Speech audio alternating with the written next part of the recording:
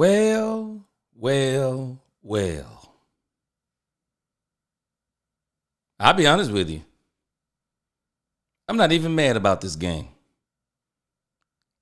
And forgive me, but I'm just going to tell you the truth. I'm just going no holds barred. I absolutely enjoyed the game. I enjoyed it. I enjoyed it, y'all.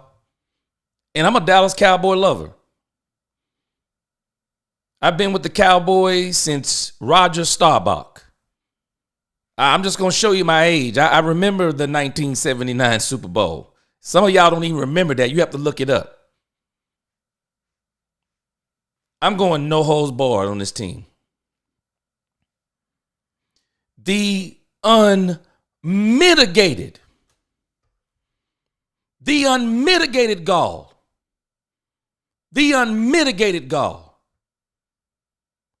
of people having the audacity to fix their mouth, their fingers, their memes, to say that Cooper Rush, you know what? We're not even going to talk about Dak Prescott tonight. We're not even about to talk about Dak Prescott tonight. I'm about to destroy Mike McCarthy. Didn't I tell you Mike McCarthy was a liar? Didn't I tell you Mike McCarthy was an absolute liar? And we're going to get into some serious game facts. Man, I'm going to tell you, I keep telling folks, the devil is in the details. But I first want to address the lies. Mike McCarthy had the unmitigated gall to say that Cooper Rush was Rich Gannon. What? Rich Gannon ought to call up Mike McCarthy right now. And I don't believe in cursing. But boy, he ought to say some things to Mike McCarthy, everything but cursing. Don't you ever in your life, Mike McCarthy, don't you ever put Cooper Rush's name in the same sentence as Rich Gannon. What? Cooper Rush didn't throw a pass, y'all, over 10 yards. Tell me when Dak Prescott's done that. Didn't I tell y'all? For you Cooper Rush fans who don't know football, I watched Cooper Rush. I went back and dug into the details. Cooper Rush was absolute trash against the Los Angeles Rams. He was absolute trash. He looked the same way in that Los Angeles Rams game, the same way he looked tonight. Oh, the irony. Oh, the irony. It took the Philadelphia Eagles in 2022 to wake up a few folk running around. I'm not even going to talk about Dak Prescott. Had the unmitigated gall. Ooh, he 5-1. Cooper Rush is better than Dak Prescott. Cooper Rush is a unicorn. Yeah, that's why he's been a backup for his whole career. Shameful. Shameful for folk thinking that this backup quarterback is better than Dak Prescott. NFL Offensive Rookie of the Year. I think he might have been Rookie of the Year. Second team All-Pro. MVP runner-up. Nobody has won more games than him other than Patrick Mahomes in the last 5 seasons. And we running around here talking about a backup. A backup is better than him. And oh, wait, can we throw this myth in the trash? Does the Dallas Cowboys play better with Cooper Rush? Did the Dallas Cowboys quit on Dak Prescott? Because you got to tell me what they did tonight with Cooper Rush. Oh, and I bet you Dak Prescott haters, boy. I bet y'all that first quarter, y'all was excited. Well, we in here. Really? Oh, I'm not done. I'm going to get to some of y'all comments, but I'm not done. Jerry Jones. Shame on you. Shame on you, Jerry Jones. You had the audacity to come on the radio on Friday. And they said, Jerry Jones, what does this team miss with Cooper Rush? Nothing. This team misses nothing with Cooper Rush. He can do everything that Dak Prescott can do. He has a unique skill set. Can somebody tell me what it is? What is Cooper Rush's unique skill set? I'm actually laughing. The defensive coordinator for the Philadelphia Eagles said, Cooper Rush gets the ball a lot quicker than Dak Prescott. Miss me. Absolutely miss me. Tony Romo showed it. Cooper Rush had the middle of the field open all day and never went there. He never went there, y'all. Oh, he sees the field better than Dak Prescott. I can remember folks saying that this week. We got the nerve to think that the entire NFL is dumb. You know why Cooper Rush has been with the Dallas Cowboys all this time?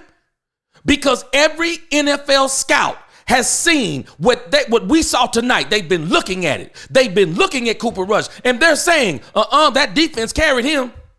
Isn't it strange how the defense carried him in the first quarter? Isn't it strange how the defense carried him in the first half? And people out there, they're thinking, we got a chance. Cooper Rush is in here. Not looking at Cooper Rush stats. This man didn't complete a pass over 10 yards. Man, y'all better miss me. Dak Prescott will play better on a broke hamstring. Dak Prescott hamstring could be snapped off the bone. He'd play better than what Cooper Rush played tonight. You know what? You can tell me anything you want to. Cooper Rush is the reason why they lost that game. Don't give me the defense. Don't give me, because I'm not going to give you any excuse. You're not going to get no excuses because you never give Dak Prescott any. Cooper Rush gets no excuse. Can't even hold on to the ball. You can tell me anything you want to. Trey Lance rolled up in that thing. Look, 10 times better than Cooper Rush. Watch what I tell you. Watch what I tell you. Give it one more game. We're going to be watching the Cooper Rush. We're going to be watching the Trey Lance show for the rest of the season. We're going to be watching the Trey Lance show for the rest of the season. You can tell me anything you want to. This is not about anybody else. You 5-1, Cooper Rush loving, Dak Prescott hating, Dallas Cowboy loving, Cowboy fans talking about Cooper Rush as a mythological unicorn. He mythological, all right, but he's not a unicorn. Terrible. The team plays better with him. Really? Oh, this ain't going to be a rant tonight. I believe in talking facts. We going to the details of this game. We are going to the box score. We're going to the box score on this thing. It's absolutely atrocious. I don't care what anyone says. I'm giving you nothing when it comes to Cooper Rush. Nothing. No excuse. No excuse. These same people been talking, running their lips. Oh, Cooper Rush is better. Don't tell me he needs a couple of more games. No, he don't need no more games. Because y'all said he supposed to step in this thing cold, ice cold, because he got ice water running through his veins. Mike McCarthy, I'm sorry. You ought to be fired on principle. Not because Cooper Rush isn't better than Dak Prescott. I mean, Stevie Wonder could see it. All of us with eyes already knew Cooper Rush is not better than Dak Prescott. But for you to mention Rich Gannon, fire Mike McCarthy right now. Fire him. This game was absolutely atrocious. And I told somebody this morning, they rolling up in here talking about, man, we got Micah Parsons back. Micah Parsons going to make a difference. Yeah, on this podcast.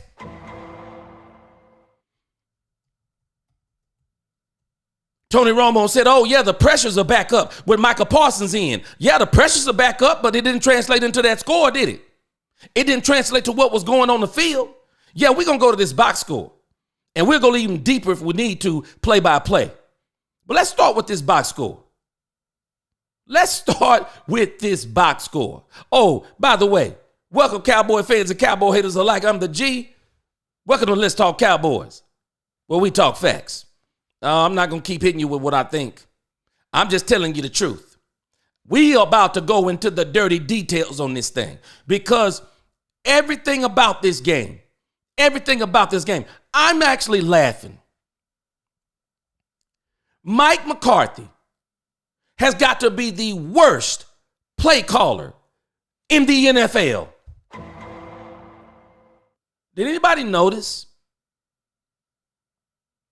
The Dallas Cowboys was having a whole lot of success running the ball outside. Can y'all tell me where Mike McCarthy kept running the ball? Mike McCarthy kept running the football inside. Can you explain to me why? Why is Mike McCarthy doing this? This is absolutely dumb. Now I'm going to show you some stats. I already told you how the Dallas Cowboys were going to win this game. Before I show you the box score, let's go over what I told you. How was the Dallas Cowboys going to win this game? How were they going to win this game? Let's look at the keys to the game. I just want to go to one thing. Y'all ready? And then I'm going to start reading some comments and I'm going to do a little bit more. I'm going to go back to some more facts. This is the one I want you to see right here. You ready?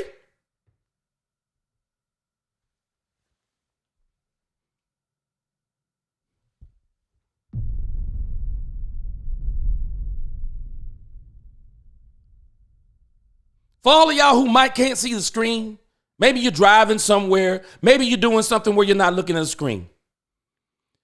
I said that if the Dallas Cowboys were going to beat the Philadelphia Eagles, I clearly said, I have no authority with the team. Run the ball 40 to 45 times. Pass the ball 23 times or less. I clearly said that.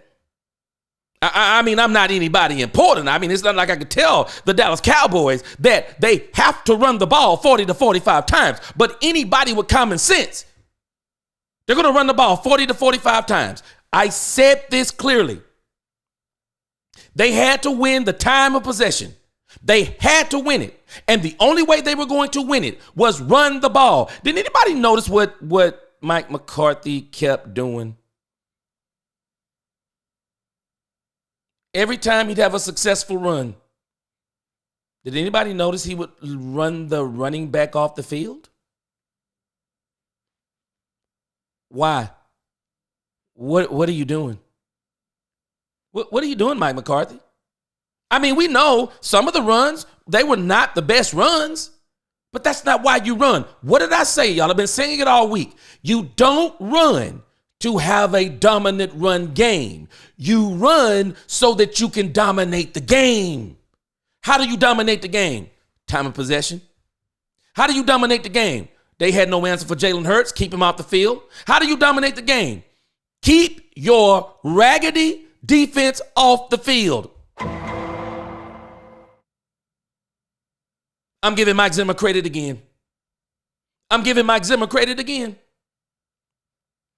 Mike Zimmer did something that I didn't think he was going to be able to do. Mike Zimmer absolutely shut down Jalen Hurts. He shut down Saquon Barkley. You know what the problem is? There is nothing Mike Zimmer can do about this.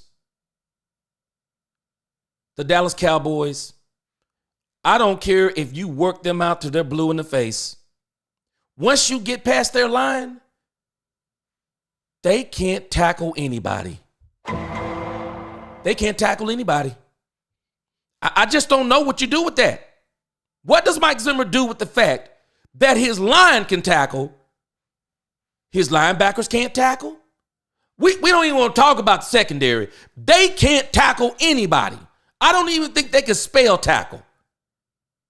They couldn't even go fishing and use a tackle box. They can't tackle anybody. What's going on, Lord? What's going on, Gregory? What's going on, Nancy? Niecy? Didn't I say it, Niecy? I'm sorry. What's up, Niecy? They didn't stick with the run. Mike McCarthy, he gave up on it way too fast. It was working. He gave up on it because Mike McCarthy wants to prove he's smarter than Kellen Moore. Kellen Moore proved he was smarter than Mike McCarthy. This man is bullheaded. This man is bull-headed. He refused to run the ball. What's going on, Jared? Yep, got our butts kicked. Plain and simple. Show all the Dak haters now just how important Dak Prescott is and what life could be like without Dak Prescott. I'm telling you, if this don't make you a believer, I don't know what will. There's nothing that can make you believe.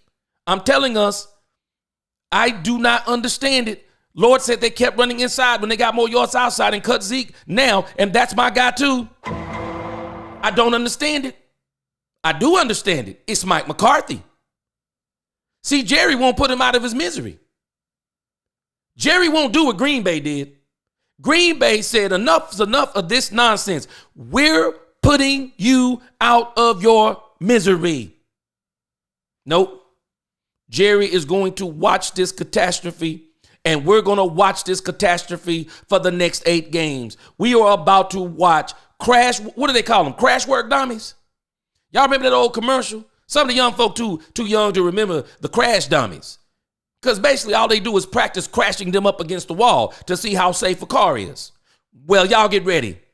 We are about to beat our heads against the wall, and we're going to keep crashing that car, and they are going to literally, I'm sorry, if Mike McCarthy has a job after this season, whoever hires him, they're absolutely dumb.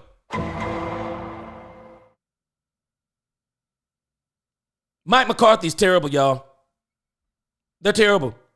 Marlon, there's no other way to put it. Rush was trash. Rush was trash. Everybody was saying, Mike McCarthy, the whole team played different.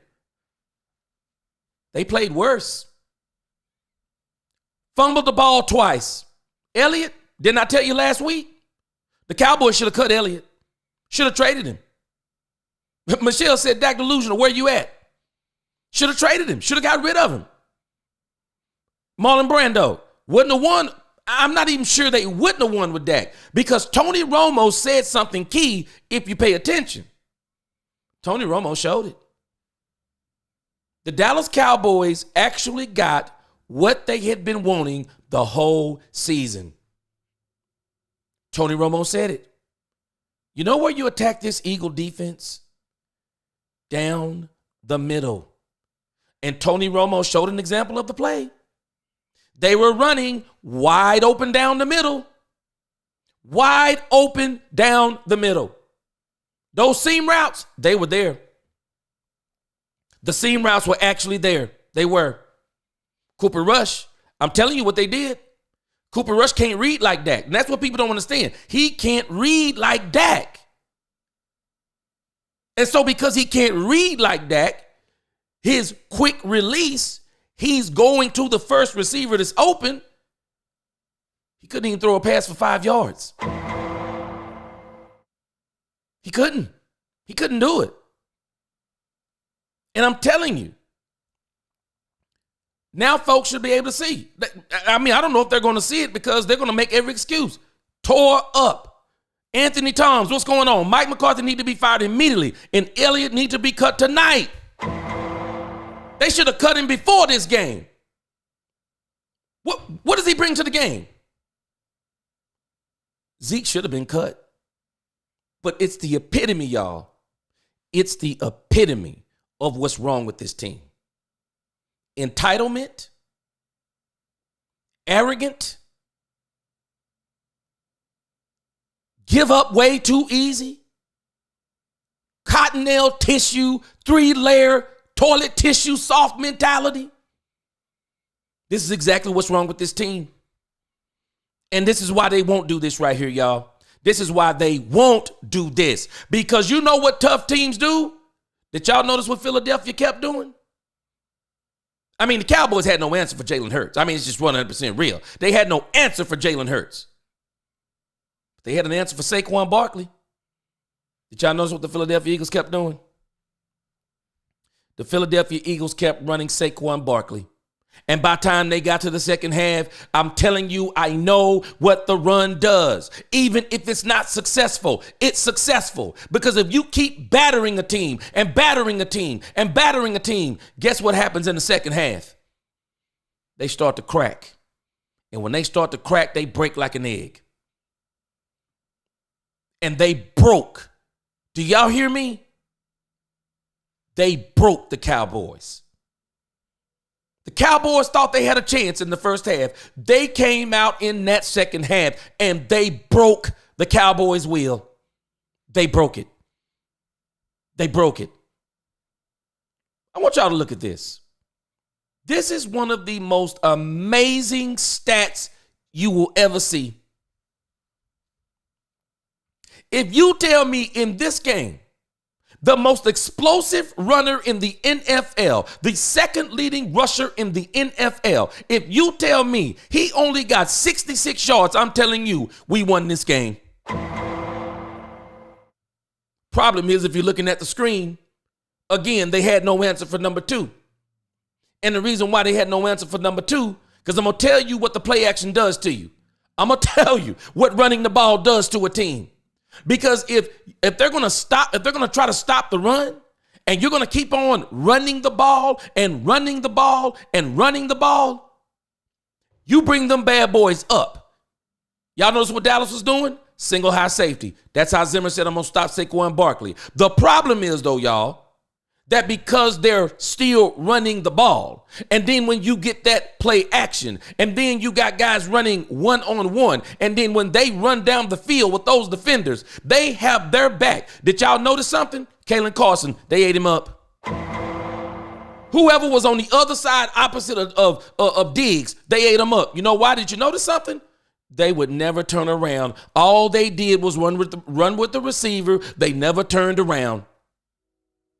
Because I'm sure what Mike Zimmer told them, nothing cheap, nothing deep.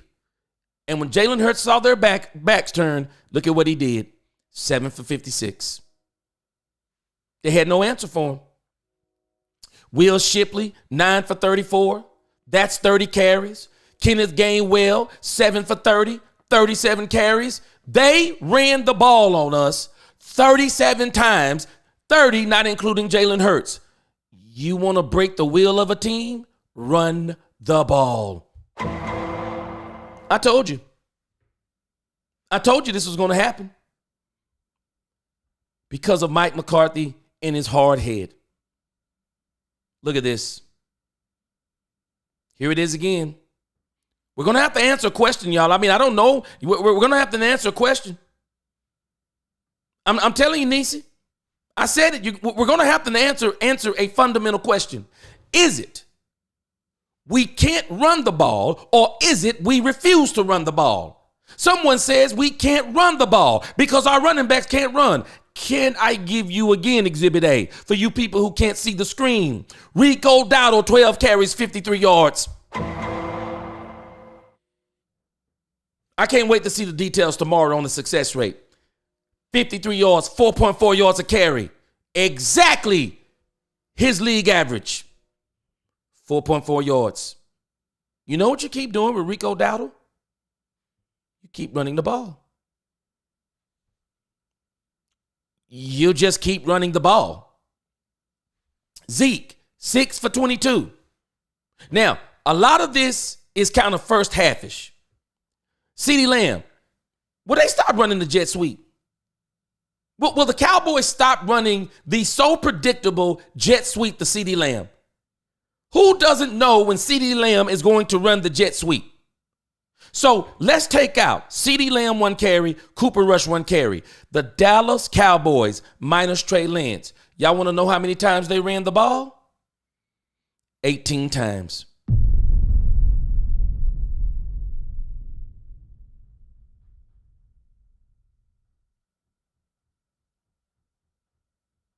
Explain to me, how do you beat the Philadelphia Eagles running the ball 18 times? I'm just trying to tell us something. I'm just trying to tell us something. I'm trying to tell us something simple. The run game, again, is not for you to have a dominant run game. The run game is so that you dominate the game. Time of possession. Crack that egg so that in the second half, you make that thing break. Now, Mike McCarthy, you know why? Let me tell y'all something. Look at Cooper Rush, 13 for 23, 45 yards. Starting to believe. Maybe Mike McCarthy believes his own lies.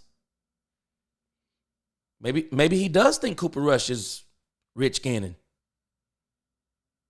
Because I'll be honest with you, I don't even think there's a reason that Cooper Rush should have threw the ball 23 times. I told y'all this last week. You run the ball sometimes, even if you know you're not going to get the first down. If you have to, you run it 3 times in a row. Run it. Run it. Dare them to stop you. Just run it.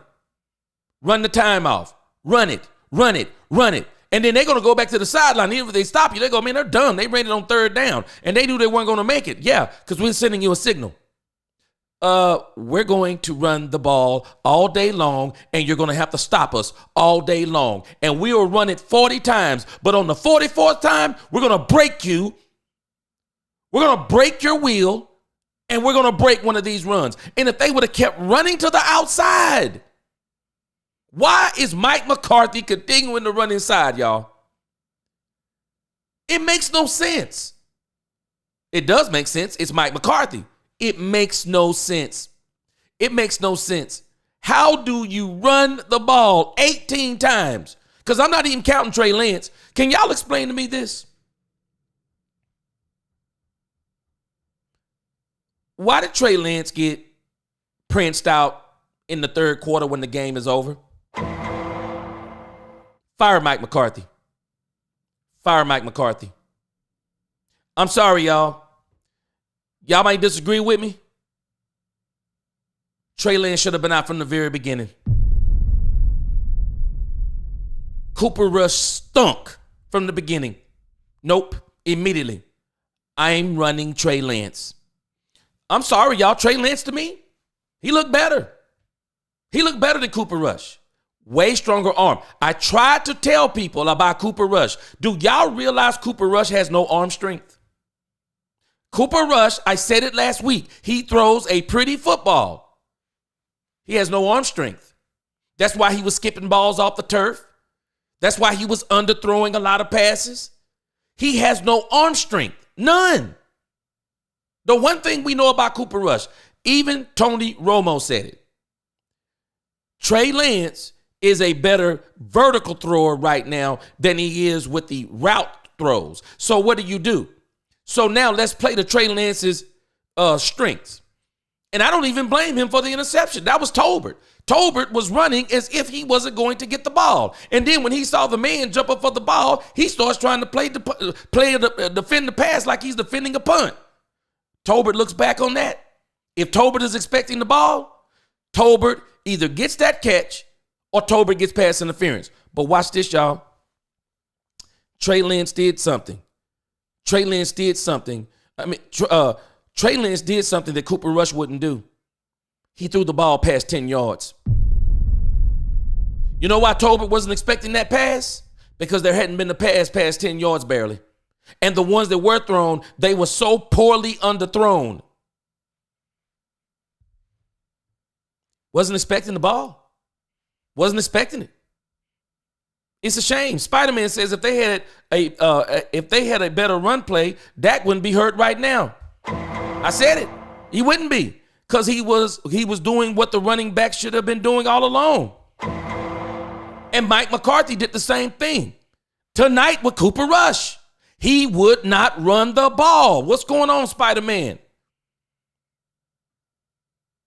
Rudolph, Eagles, 34, Cowboys 6. Let me show you something.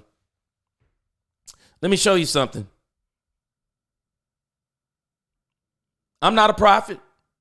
I mean, it's just simple football. I mean, the reality is it's just simple football. You don't have to be a prophet to see some of these things. I'm going to show you.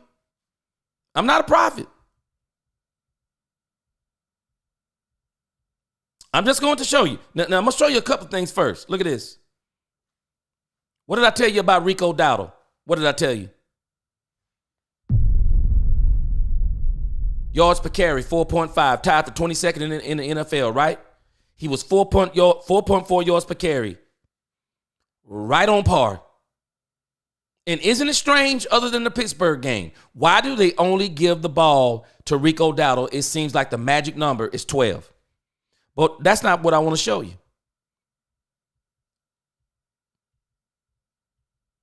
I want you to see this part right here. Let me see. Let me get here. Look at this. I'm not a prophet.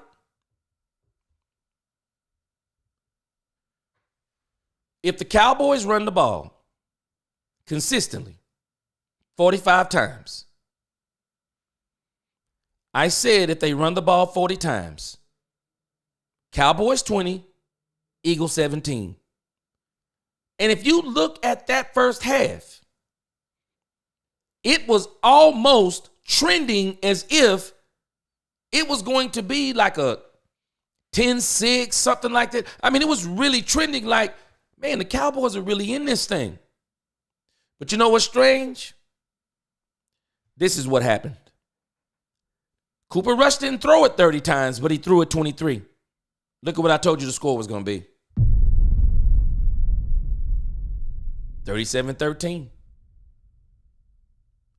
And had they not taken out Jalen Hurts, it'd have been a bloodbath. They probably would have. And if they didn't have a Thursday night game, they might would have left him in and continued to destroy the Dallas Cowboys. I told you. Because if Cooper Rush is throwing 30 plus times, even if Cooper Rush to me is throwing 23 times, that's telling me something. They're not running the ball. That's what that's telling me. They're not running the ball. And so because they didn't run the ball, and this is Mike McCarthy's problem, and this is why, as much as I like Mike McCarthy as a human being, he seems to be a real nice guy. He does some, he does some humanitarian things, but this ain't about all of those things. He is not a good play caller. He's not a good play caller at all, y'all. This is the very reason why the Green Bay Packers got rid of him with Aaron Rodgers. He will show you the best records in the NFL. He went 15-1 and only won one Super Bowl with Aaron Rodgers? You can tell me Dak Prescott all you want to. You can tell me all you want to is Dak Prescott. Dak Prescott has been successful in spite of this man. In spite of this man. And that's the problem with this whole thing. I want to show you something. I'm just going to keep showing you how the stats, the devil is in the details. The devil is in the details. Let's look at these team stats one more time. Look at this. Let's go to team stats. This is the one I really want you to see. Let me show you what running the ball does for you. Let me show you what it does for you. There's only one line I want you to pay attention to. Time of possession.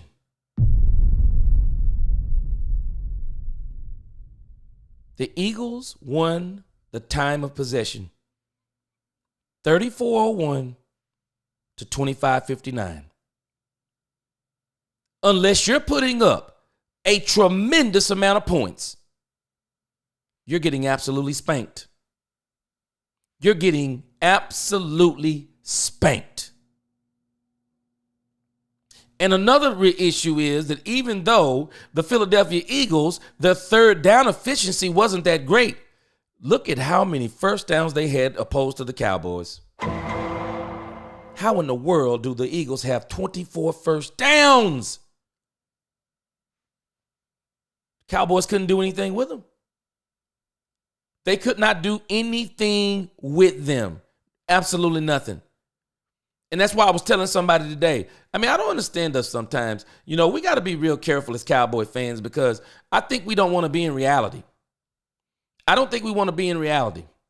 I'm going to show you something else. We might not want to admit it. We might not want to admit it, y'all. But I'm going to tell you something. We better hope this man is not hurt. We better hope this man is not hurt. Because y'all tell me if I'm wrong. This dude right here. This dude right here. DeMarvion Overshown. He's the best player on the Dallas Cowboys defense. You can tell me anything you want to about Micah Parsons, and I like Micah Parsons. I'm sorry, y'all. He's not He's not DeMarvion, or I just call him DeMarvion Overshown. He's not DeMarvion Overshown. I know that might not be a popular take. DeMarvion Overshown is going to be the star of this defense going forward. Because I'm going to tell y'all something. Micah Parsons is out of position. He's too small to be playing defensive end. And teams are too smart for the Dallas Cowboys and Micah Parsons. If you don't scheme Micah Parsons to get to the quarterback like Dan Quinn was doing, if you don't scheme him, y'all tell me, what offensive tackle? Who can he beat on the edge if they're really good? Who? If he outruns him and dips his shoulder, maybe he can beat him. Straight up, he can't beat him. Micah Parsons can't beat him. Now, where he is good is if y'all saw when Jalen Hurts got out of the pocket, Micah's fast. Oh, yeah, he's fast when it comes to that stuff. But anybody notice? Micah Parsons, 2 sacks. You know why he got those sacks? Y'all ready for this? This isn't Michael hate. Those were coverage sacks. Those were coverage sacks. Some of those were coverage sacks. He didn't have anywhere to go with the ball. He held the ball. He tried to, you saw how Jalen Hurts is doing. I mean, they got some pressure on him. And I think Micah helped with the pressure. But I'm telling y'all, Micah Parsons is the type of player, whether we like it or not, Micah Parsons is the type of defensive player, he plays better for you with the lead. That's how he plays better for you. But if you're behind, he doesn't play well for you. One, he's obsolete in the run game. He's obsolete. He's too small. He's literally too small in the run game, y'all. He is. And so when you think about this entire game, man, the Cowboys got whipped. They got whipped. And everything we are seeing, it is the epitome of everything that has been going wrong with this team. And I'm so glad that the Dak haters got an opportunity to see. You see how good Dak Prescott really is? Do you see how good Dak really is? Because with Mike McCarthy, the players that Jerry Jones gave Mike Zimmer on defense, what we're actually working with, do y'all realize that we were not supposed to win any games? It's Dak Prescott. That's how good he is. Dak Prescott, I'm about to hit y'all with a fact that folk don't want to admit.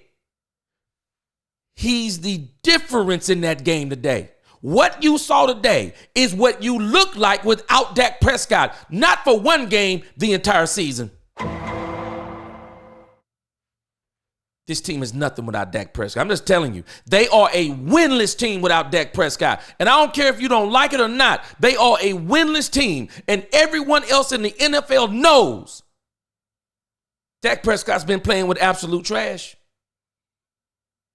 And I'm not talking about the players as trash. The coach, as his play calling, is trash. The scheme is trash. He won't take advantage of the strengths of his team. The defense, they're just not good enough yet.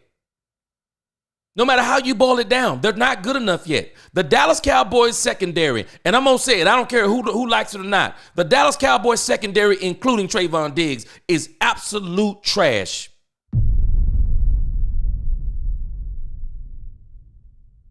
Trayvon Diggs got 1 interception. So what? I don't care. The Philadelphia Eagles, to me, did exactly what you're supposed to do. If you got a mismatch on the outside, if they're going to keep putting Kalen Carson out there by himself, if they're not going to give him any help over the top, well, keep on hitting him until they do it. Keep on hitting them. See, we don't make those kind of adjustments. We don't look at mismatches. We can't even mismatch CeeDee Lamb on anybody. This is the very reason why I do want to see Jonathan Mingo. I wish we could have got him in the game tonight because I do want to see a part of what he is. Because somebody has got to help this team to stop CeeDee Lamb from being totally doubled, totally covered up. Somebody's got to stop it. CeeDee Lamb is better than this. But what can he do with this? What can he do with it? Richard says, what about changing up the defensive line with fresh guys second half? Why would they do that? Makes too much sense. Makes too much sense. Well, I don't know about the other part, MG. You can tell me anything you want to. But the Dallas Cowboys is just not a good team right now. Queen and King, Cooper Rush. The Dallas Cowboys needed this game. They needed to see that Jerry Jones and Mike McCarthy are liars. The way they hyped up Cooper Rush, I'm sorry, he's supposed to be better than Dak Prescott. Supposed to be better. Y'all ready for some more cold, hard facts? See, folks don't like the cold, hard facts. Because with Dak Prescott, this team would not have won a game. They wouldn't have won a game. And with Dak Prescott, they've actually had a chance to win most of these games. Because in actuality, the Cowboys should have won the Falcons game. If they would have ran the ball, Dak wouldn't be hurt. I believe they would have won the game. But yesterday we were looking at the NFC. We were looking at the NFC and we were looking at the playoff picture. And we talked about, isn't it crazy? The very thing that I said was going to happen. Isn't it strange that this right here happened? Look at this right here.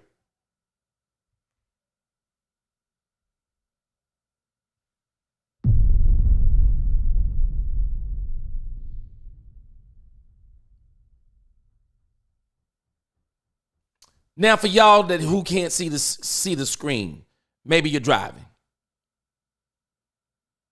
Do y'all realize the Pittsburgh Steelers? The Pittsburgh Steelers beat the Washington Commanders.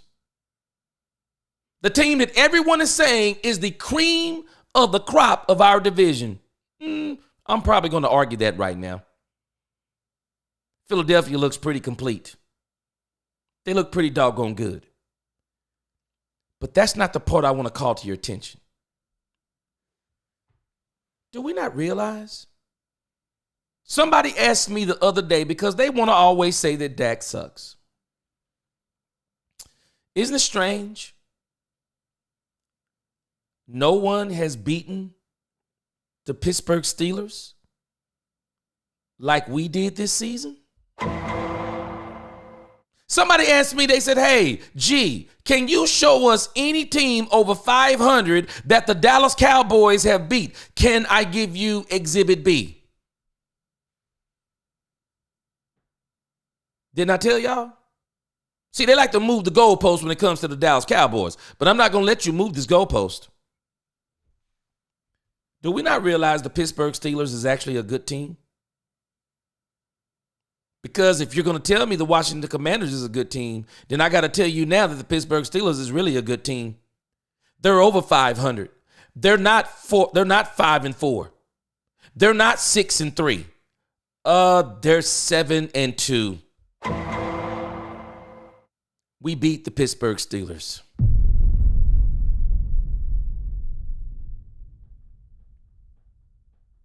Make it make sense.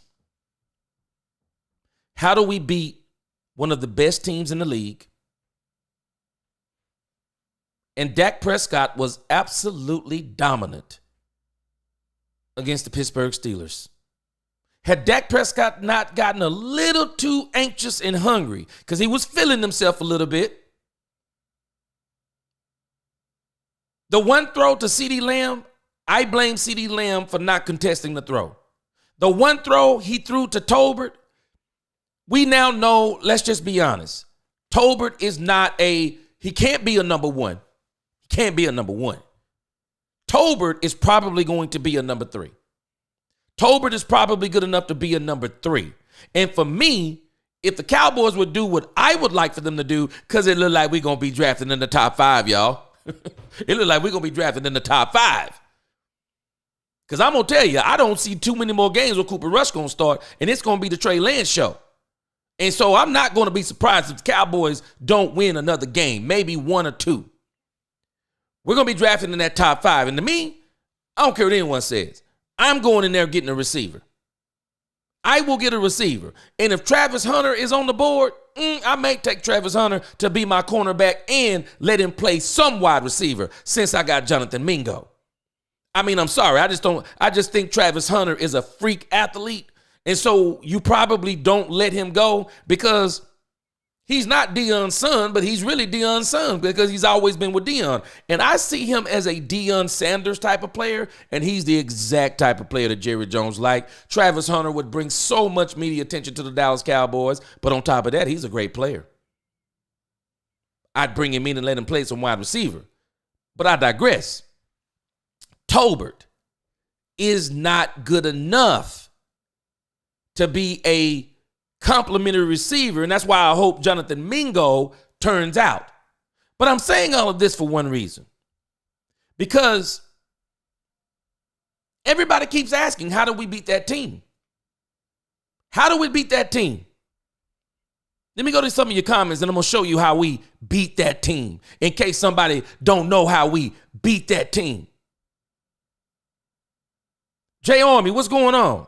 I'm so depressed. I can't believe Jerry did this to the fan base. He sabotaged this fan base and team and doesn't care that the fans are sad and want to see another Super Bowl. He should fire himself. It's called organic tanking.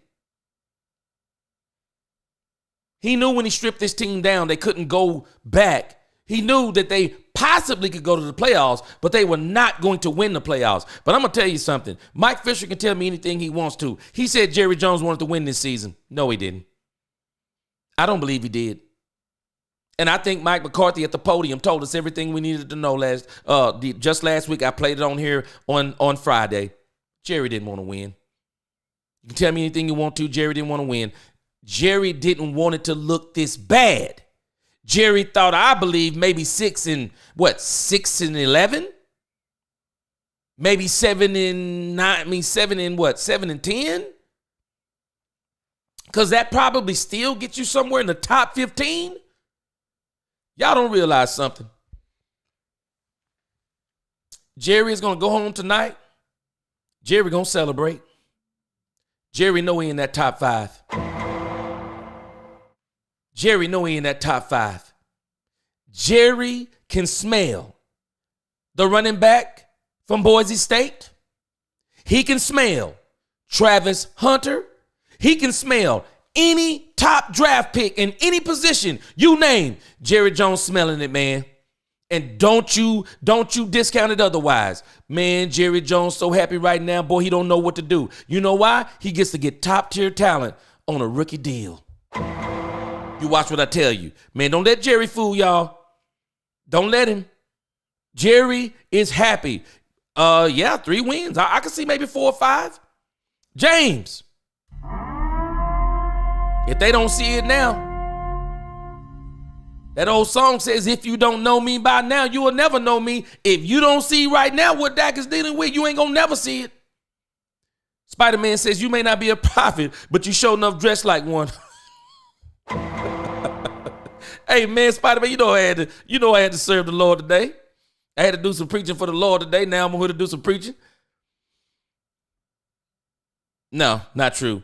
Carl says, gee, not only Dak got hurt last week because of this football team bad decision, but also hurt in that Giant game trying to make a play because no defense that year. Jerry blamed that on both occasions. Jerry to blame on both occasions. Yes.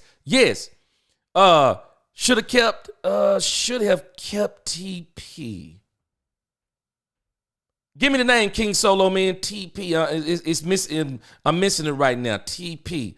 Tony Pollard. Yes. I'd have signed him. I'd have signed Tony Pollard. I would have. Tony Pollard and Rico Dowdle? Man, I'm telling you.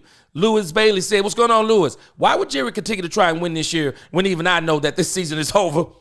You think, hey, don't let him fool you. Jerry ain't trying to win. Jerry going to go behind closed doors. That joker going to celebrate. I'm telling y'all, Jerry can smell Travis Hunter. Or I think his name was Travis Hunter. He can smell it. He can smell it. And I hope this, I don't know where I am on this. Because a lot of people are saying a lot of different things. They're saying that Deion Sanders could be a possibility of coach. I mean, I think Deion could coach this team. But you better get in some talent. You better get Deion some talent on this team if he's going to win. And I think a lot of players would probably respect Deion Sanders because Deion Sanders, I mean, man, he's like an idolatrous figure for a lot of people. I mean, Deion Sanders is my favorite football player of all time. I mean, if I could play football and I had an opportunity to play for Deion Sanders, man, I'm playing. And maybe some other players feel like that too. Tired Cowboy fans said, where all you Cooper Rush stands at? Hey, man, where they at? Where they at, man? Let loose. Let those who... I love it, Kelly. Let those who have eyes see. Let those who have eyes see. And let me read a couple of super chats. I appreciate you for everybody for the super chats. Oh, that's my brother here. Roderick says, thank you for the super sticker, Roderick. Game over, written in a pixelated way. 99 cent sticker again. Astonished face. It's over. Keith Murphy, the unbeaten. Appreciate you. $1.99 super chat. Murphy, the unbeaten. Get draft content ready. I don't know about the Go Niners part, but I'm getting that draft content, man. I'm not going to start talking about the draft in full draft mode until the end of the season. Because I want to see exactly where we're going to land. I want to see exactly where we're going to land. But I'll tell y'all this, man. I'm just going to be 100% honest with you. I wanted the Dallas Cowboys to win, but I also wanted the Dallas Cowboy fan base to open up their doggone eyes. Stop playing with this doggone Cooper Rush stuff. Just stop playing with it. It don't make sense. Stop playing with this stuff. Jerry Jones, we could do everything we could do with Dak Prescott. Dak Prescott would have ate the middle of that field. Y'all tell me when the last time y'all saw Ferguson catching balls on the outside. He's the tight end, and he's supposed to be your seam man. There's a reason why he fumbled that ball. That's not where he's supposed to be. Terrible play design. Terrible play design. Nisi said, right, Parsons would be scary at linebacker. That's where he needs to be, Nisi. He needs to be at linebacker. Because if you're going to keep him at defensive end, he's going to continue to be ineffective. Danny, what's up, man? Hey, it says, got to go with Mike McCarthy, Mike Zimmer, Brian Schottenheimer, Michael Parsons, Trayvon Diggs, Cooper Rush, and the whole crew and team, coaching staff, and the franchise. Well, you know they ain't selling the team. Delton Singer, what's up? The Parsons in the wrong position. I keep saying it. He does not need to be playing defensive end. He's a liability playing full-time defensive end. I mean, think about it. If you're not rushing the passer, how effective is he really on running downs? He's not effective. He's not effective. But I'll tell you this. You put that joker at linebacker with DeMarion Overshown. Problems. Problems. Problems for any team in the league. Problems. Could you imagine them at linebacker together and you don't know which one of them is blitzing? Forbid if both of them blitzed you at the same time. Well, I'm telling you, man, I need to be coaching this team. I mean, I bet some of y'all coach this team better than what they're doing right now. The Parsons is the wrong position, is old, and obviously they can't see what everybody has been saying. DFW, complete embarrassment. Yep.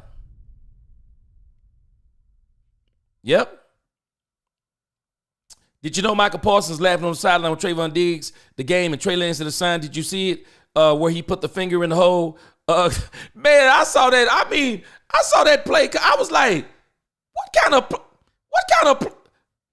kind of signal is that when you put the finger in the hole? Man, I was thinking, Man, I was thinking the same thing. Then I'm like, this got to be one of the most crazy signs I've ever seen. Lewis Bailey said, if it's a money thing, then pay him edge money, but pay him at linebacker. That's why he wants to be on the edge. Because those defensive ends get more money. But if we were being real with ourselves, I don't think Micah Parsons could actually argue with Jerry Jones on money. Tell me what he's looked like over the last 2 years. He can't argue with Jerry over money. This season is terrible. Injury or not, I told somebody this morning, y'all stop acting like Micah Parsons was tearing it up out there before the injury. Did Dak play tonight or Cooper Rush? Pocket watchers, go in your team's chat. Man, I'm tired of folks watching this man pocket. James Mosley, what's going on? Boy, Overshown is crazy, ain't he? Man, let's go back to this again. Then I'm going to show you something else. But I just got to show you this again. Boy, you want to talk about an absolute monster.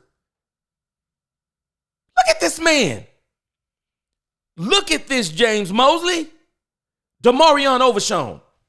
8 tackles, 3 assists, 2 sacks. Okay, let's look at, really, we could look at everybody else. But let's look at Micah Parsons. Let me see here. Can't even hold. Oh, here he is, number 11. You see why I say Micah Parsons is ineffective?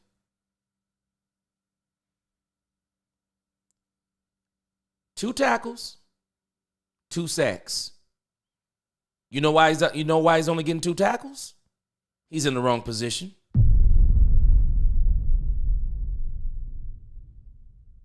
He's in the wrong position. They're misusing him. You got to mix it up with Micah Parsons. Line him up at linebacker sometimes.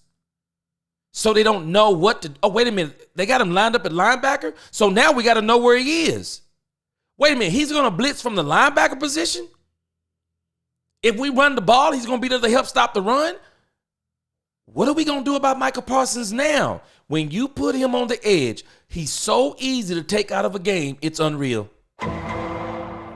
Unless a play breaks down, Micah Parsons is not going to be effective for you. He's not. And if you look at this defense, y'all tell me when you look at this box score. Eric Kendricks, pretty good game tonight. 4 tackles, 4 assists. Look at this box score. Who else on this defense jumps out at you? I like Mozzie Smith. I think Mozzie is getting better and better. I think Mozzie is getting better and better, and I think he's going to be pretty good going forward. But there's another position, and y'all tell me if I'm on the wrong line. There's another position that the Dallas Cowboys seriously need to either in free agency, they need to trade, or they need to see who is the best in this position next season, or they better go in the draft and they better get at least 2 of these. Boy, we are trash at the safety position. And you know what? Let me take that back because I don't like to call grown men trash. But I'll tell you this. I think the safeties that we have, y'all, I think they are better suited for Dan Quinn. They're better suited for the Dan Quinn type of offense. They're not suited for Mike Zimmer's offense because Mike Zimmer's offense requires so much discipline. It's bend, don't break. You may have to run a wide. You may have to run after a wide receiver a little bit longer. You got to be able to cover that wide receiver across the field. You got to be able to do that. You got to be able to not let a wide receiver get behind you. Your safeties got to be able to stop the tight ends on the seam. They got to be very disciplined. The linemen got to stay in their lanes. The linebackers got to protect the gaps. It requires so much discipline to play in his system.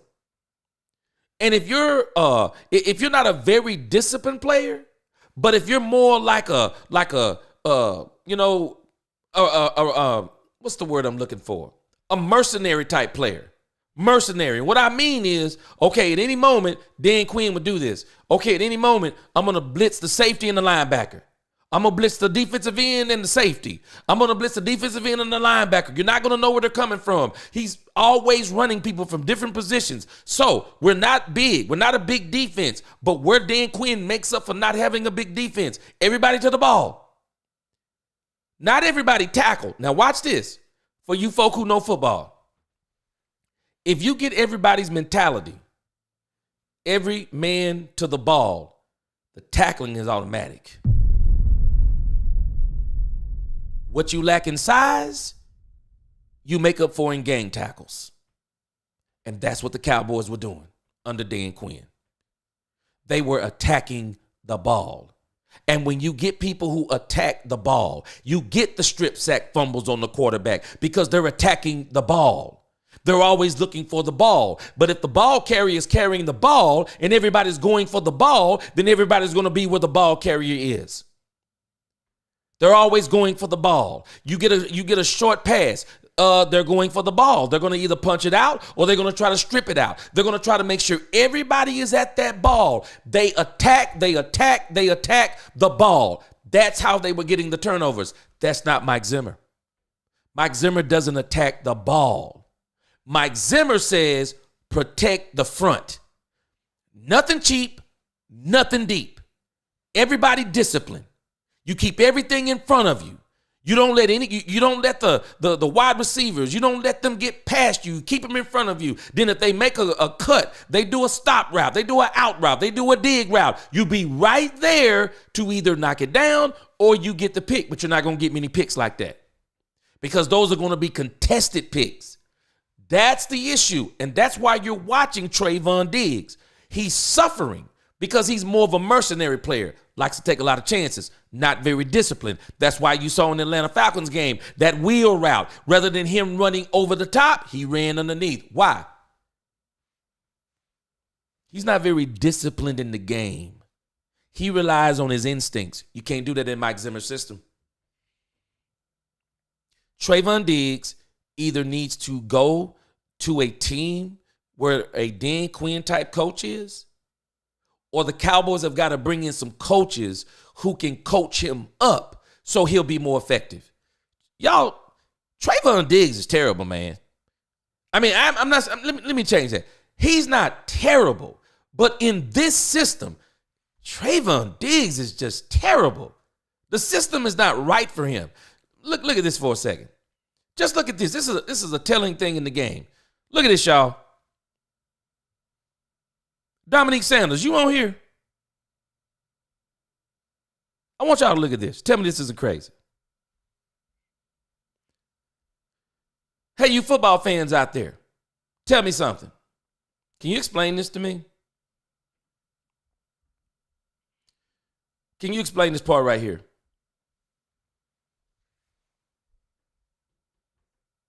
How does Trayvon Diggs be a cornerback and have 0 tackles? Somebody explain that to me. How do you be a cornerback and you have 0 tackles? Now, my son played cornerback. This is high school. I don't even know if it's possible to have 0 tackles as a cornerback unless you're making that decision. Because the one thing that the cornerback does, the cornerback always sets the edge. Always sets the edge. So he's either going to make the man cut back in, but he's definitely going to protect that outside. And if that man cuts back in and then someone makes him cut back out, cornerback right there. Either both of them get the tackle or the cornerback get the tackle. Trayvon Diggs, 0 tackles? That's literal insanity. How do you be a cornerback with no tackles? That's what's wrong with this Dallas defense. That's what's wrong with this Dallas defense. And y'all got to explain this to me. Why is this kid Marquise Bell not playing more? Why is this kid not playing more? Now, I know a part of the reason why he's not playing more is because Stephen Jones and these guys, they have a very terrible mentality. The money stays on the field. That's a terrible mentality because sometimes the money, the people who got the money may not be the best. Reggie Moses said a good defensive coordinator will put Mike at linebacker and let him run from the sideline to sideline and then let him pick the weakest lineman. Reggie, me and you can coach this team. DFW said, I don't want to comment on Dak, but he wouldn't have made a difference. Yes, he would have. Yes, he would have, DFW. I'm not saying he wouldn't have won. I'm not saying he would have won the game. One thing we know about Dak Prescott, he always gives you a chance to win. Dak is better than Cooper Rush. There is no game that Dak has looked that bad. No game. And Tony Romo said it. The middle of the field is wide open. It was wide open. Right there for the taking. Cooper Rush nor Trey Lance are advanced enough in between the ears. That's the problem. They're not advanced enough between the ears. They're not. And Mike McCarthy, if you pay attention to what he does, the problem I have with Mike McCarthy, why is Mike McCarthy the play caller and the coach? And then when his quarterback goes to the sideline, the person who should be talking to him is Mike McCarthy. He should get the tablet and say, Cooper, let me tell you what I saw. You're missing the inside of the field. The seam route is there. The in routes are there. The post routes are there. You're going too fast. You're looking at your easiest throw. You're going to have to, but you know why Cooper Rush had to go to his easiest throw? People don't want to accept that Cooper Rush has a very weak arm. No velocity. Trey Lance got more velocity than him. Trey Lance was throwing those passes and they were getting where they needed to be. They were. King Solo Man said Jets have a smaller defensive end getting sacks. Yep, probably scheme. Probably scheme. And that's why I'm saying Michael don't fit in Zimmer's scheme. That was one of the arguments everyone was having the moment they hired Zimmer. They was like, this is not going to be good for Micah. James Mosley, get ready. We're going to have to watch this train wreck the rest of the season. Overshown and Mike at linebacker equals no dang on running on us. I'm telling you, this is a sheer coaching issue with this team. And that's why, for me, I would rather them have a head coach who's looking at both sides of the ball, who understands football, who could sit down with Mike Zimmer and say, okay, can we do some different things with our personnel? Can we do some different things with Michael Parsons? And this team gives the players too much. It gives the players too much control. Dak Prescott said today, and I thought this was very telling.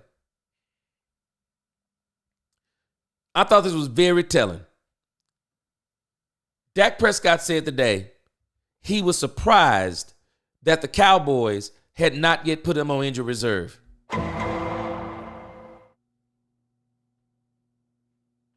You're the player. They're the owner, GM, part-time coach. Why haven't they put you on IR? Isn't it their choice? And I'm sure Dak is fighting him, but I think Dak is kind of giving up on that fight. But I'm telling you, just like CeeDee Lamb stayed in last week with a sprained AC joint. Just like Ezekiel Elliott still running the ball, and I don't understand why. Why is this man still running the ball? Why is Dalvin Cook on the practice squad, and I think he could do a little bit more for this team in the running game? Why? Jerry Jones is a huge part of that stuff. But where I'm not giving Mike McCarthy any breaks is that he will not control the parts he can control. And that is the plays. That's the plays. And so I want to look at something real quick. Tired Cowboys fan said, look up Dak's box. I mean, look, what does Dak look like against the Eagles? And I really would like to know This one game kind of got me confused. But if you look at this real quick on StatMuse, if y'all can see this, the only game that Dak Prescott had that bad was in it was 2017. He was 4 for 8. Wonder what was going on with that. Dak Prescott had a game where he was 4 for 8. I'm trying to think, was that a playoff game? And I remember that Dak Prescott had a hurt shoulder in a playoff game against the Philadelphia Eagles. But if you look at Dak's box score against the Philadelphia Eagles, the reality is that Dak Prescott has literally owned the Eagles since he's been in the league. I mean, he's owned them. I mean, he's pretty much owned them. I mean, if you look at this, even his rookie season, he was 19 of 39, 48.7, 2 touchdowns, 1 interception, 79.8 quarterback rating. I got to look at this game. That was the January 1st, 2017. Had to be a playoff game, and I'm thinking he must have been hurt. But other than that, I mean, you go down the line. Dak Prescott has been pretty good, especially as he got older. Dak Prescott has been good against the Eagles. I mean, last year, 24 for 39. The other game, it was 24 for 39, 29 for 44, 99.4 quarterback rating, 115.2 quarterback rating. This is just last year. 3 touchdowns. I mean, Dak has literally murdered them. He's owned them. Even when they beat him, Dak Prescott has owned them. Look at 2022. Dak was 21 of 27, 5 touchdowns. I mean, Dak has owned the Philadelphia Eagles. Absolutely owned them. And so, yeah, he's absolutely owned them. And so, Dak Prescott gives them a better chance to win that game tonight. And I think Dak might would have pulled it off because the Eagles were not really doing that good. I mean, Tony Romo said it. The game was there for the taking. Cooper Rush fumbled early. That hurt him. Zeke Elliott fumbled at the goal line. That hurt him. Cooper Rush, too afraid to go down the field. That hurt him. Cooper Rush, sitting duck. That hurt him. I mean, there are so many things. Some of that stuff, y'all, I'm telling you, it was absolutely there for the taking. Jay Recruiter, appreciate the super chat. All of a sudden, they are saying that the Eagles are Super Bowl contenders. Dak would have won this game. I believe the Eagles were not world beaters in that first half. And I think that the Cowboys would have been in that game just like they win the Falcons game. What up, Chris Duvall? Appreciate that super chat, $9.99. He said, what's up, Eugene? I'm not giving up on the Cowboys, but in your opinion, who do you think would be a better coach? You know what? I think there are some great coaches out there. Me, top pick, Ben Johnson, just because of his play creativity. I would love to see him with Dak Prescott.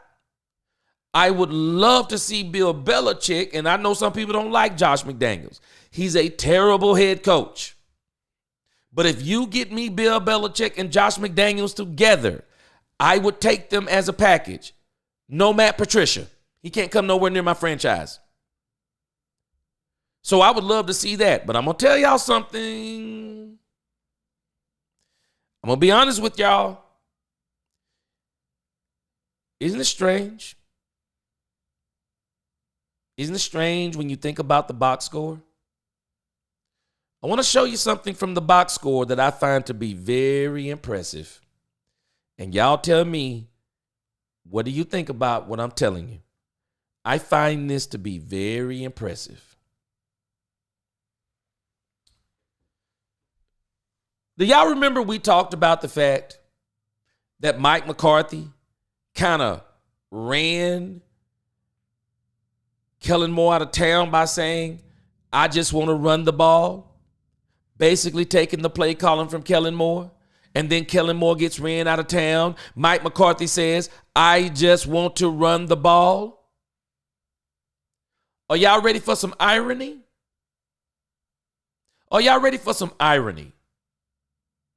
Let's go back to this screen again.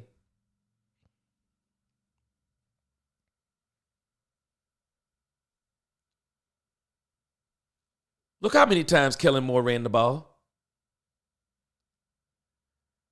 14 times to Saquon Barkley, even though he wasn't getting a lot of yards. He still ran Saquon Barkley. Saquon Barkley got all of his yards, y'all, in the second half.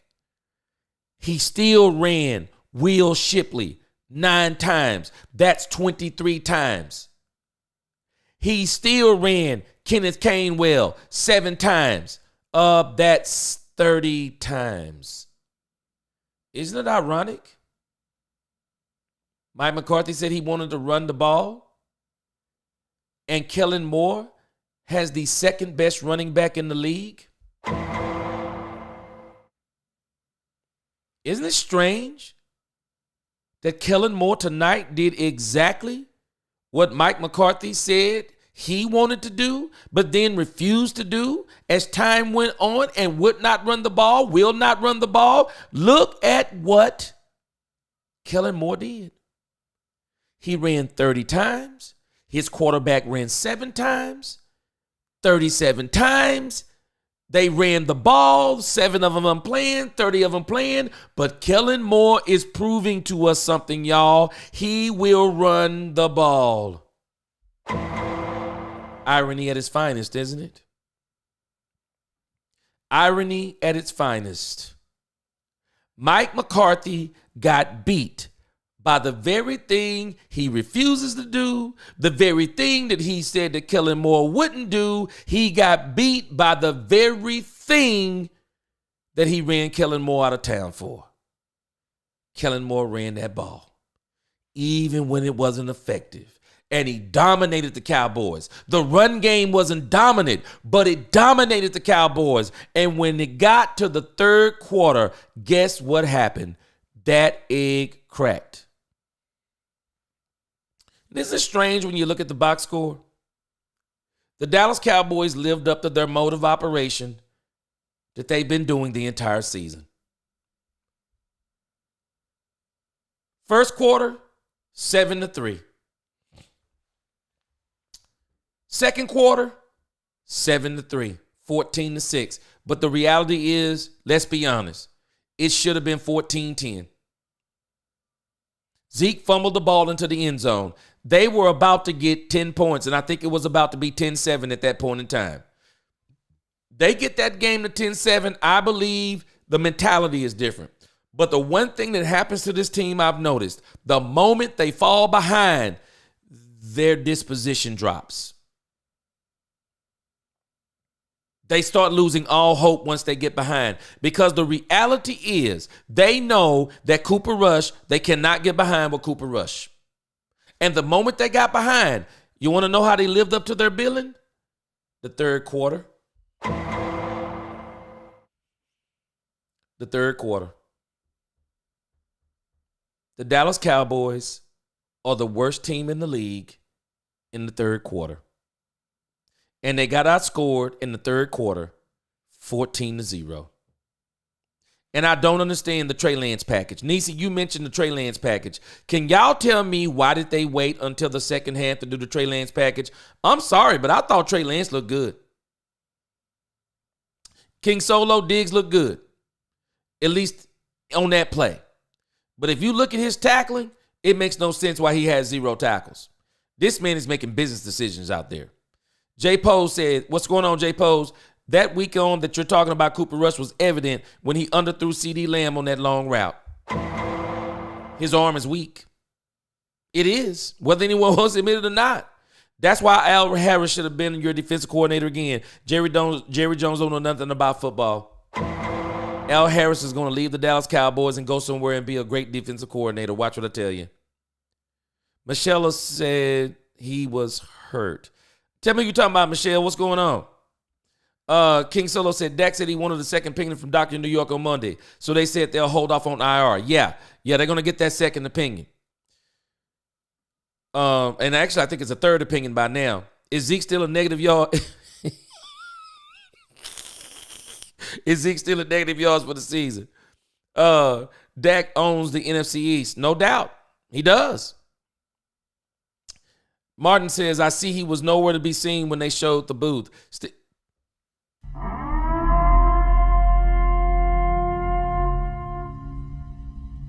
Maybe he went to the bathroom. But I thought that was strange too. You saw Steven looking sick up there because there is actually a chance that the Cowboys don't win a home game this season. I'm sorry, y'all, but that right there would be so motivating to me. Man, I'm going to fight for the home crib.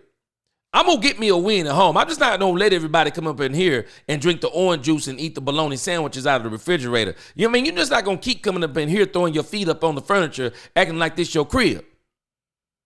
Somebody got to have some fight, y'all. Stephen Jones, but no Jerry. Hopefully he was on a cell phone, laptop calling for help. I'm ready for the bleeding to stop. Martin, you better get ready. This is going to be the whole season. Random Anton, what's going on? Didn't Dak say it? Dak know what he's looking at. Who cares about those great stats? I mean, I don't know. There's no great stats in this game unless you're talking about Dak, but his stats are great. Problem is Dak got to get over the hump in the playoffs. Von Miller's a 3-4 outside linebacker with TJ Watt, different system. Cowboys don't have a nose tackle. They don't. And I like Mozzie, but he needs some help. Don't give up on the Cowboys, but realize the season is over. Yeah, I'm pretty excited about what they do. I hope they do something really good in the draft and in the free agency. Kendrick Parson overshown. Yep. They need him. They need that combination at linebacker. Nisi said they did a movie about Mike McCarthy called Liar, Liar. Man, Mike McCarthy's a straight liar. Jerry is and has been the problem for years. He's going to continue to be. Somebody said something in my comments. I was looking at my comments this morning before I went to church, and somebody put in the comments that Jerry is going to put some documents together so he can still run the team from the grave. But Spider-Man said something we're going to look into next week, because I've heard other people say this. They're saying that Stephen Jones is the problem. Gee, the defense started out pretty good. They did. But the defense itself didn't lend any help to offense didn't lend any help to him, which would make any defense start to falter sooner than later. The moment they fall behind, it's over for that defense. Bringing Zeke back echoes all that is wrong with the Cowboys. I said the same thing. It's the epitome of the season. They should have never brought him back. I've said losing KM was a big mistake. KM. Okay, DFW, tell me again, KM. I'm not really familiar with the initials. I'm pretty sure I know it is once you say it. The Cowboys are a throw-first team and refuse to embrace it, like the San Diego Chargers were with Dan Fouts. And the problem is they want to be a throw-first team, but they ain't got the folks to throw to. That's hurting them. CD starts complaining. When that happens, he loafs. Yes. And that's why I think you need to go in that draft. You get a number one wide receiver. He'll stop that loafing. How many times did Cooper Rush throw the ball today? Let's go. I'm going to show you on the box score. Absolutely pathetic. He threw the ball 23 times. 23 times for 45 yards. Incredible. It's all Jerry's fault. Yep. Diggs can go to Washington and fit in like all the other Cowboys players. It's true, because he fits that system. That's what I'm talking about. He fits that system. He does. And that's why I think Jerry missed a golden opportunity. Unless you're going to bring somebody in here, Micah Parsons nor Trey Diggs fits this system. They don't. If you're not going to let them be mercenaries and have somebody good on the back end, good safeties on the back end, so when Trayvon Diggs takes those chances, the safety can get over the top and protect him, you can forget about it. Guys, we just need to enjoy the season, not expecting any more wins. Man, I'm going to tell you something. I enjoyed it today. I want this team to get a full dose of reality. And maybe they'll do the right thing in the offseason. Zeke got tackled for a loss in the parking lot leaving the game. Yeah, man. Zeke, this thing with Zeke, they got to stop. They got to stop. Danny said, I thought they were going to play Mingo. What happened? Did they play Mingo? Nope. And they said they had a Mingo package. But I'm going to tell y'all something. Boy, I'm just going to be honest with you. Man, I'm excited for Trey Lance. I'm excited for Trey Lance. I hope Trey Lance does some things in this preseason. I do not want Jerry to get Trey Lance as the backup quarterback here. I want Trey Lance to get an opportunity to play a quarterback and be a starter in this league. I'm sorry, y'all. I like everything I'm seeing for Trey Lance. I like it. Strong arm. And I'm telling you, you cannot convince me that man runs a 4.6. Trey Lance got another gear, y'all. Trey Lance has another gear. I want Trey Lance to I want him to get an opportunity so bad. I want him to get an opportunity on a team. Trey Lance, y'all, I'm telling you, if somebody will let him get a couple of years of reps, and then just build that team around him, boy, by year 3. And somebody said it the other day. He's starting to remind me of a better Colin Kaepernick. And that's saying something, because Kaepernick, for about 3 seasons, Kaepernick wrecked this league. He wrecked it. If Jerry is determined to just draft guys, then we need to get as many picks as possible. Then we need to hit on most of them. He better hit on all of them. They have those work boots on our furniture. No doubt. Dusty Clay Rhodes. Man, I'm thinking that's a wrestler, isn't it? Dusty Clay Rhodes says, cost of one ticket to see the Cowboys lose at home for the Eagles, $550. My wife and some of the family, they got some tickets, and I think they're trying to sell the tickets because I'm sorry. I told them I wasn't going to the game.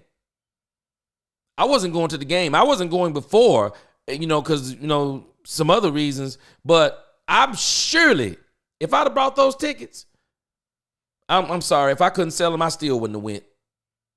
I just couldn't go to a game and watch this go. The Mike McCarthy show is too much for me. Staying at home and watching Mike McCarthy pick earwax out of his ear on national television during a blowout, priceless. I just can't do it. I can't do it. It's too much for me. Spider-Man.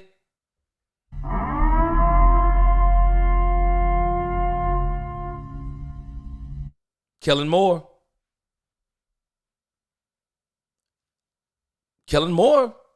He may be the next coach on this team.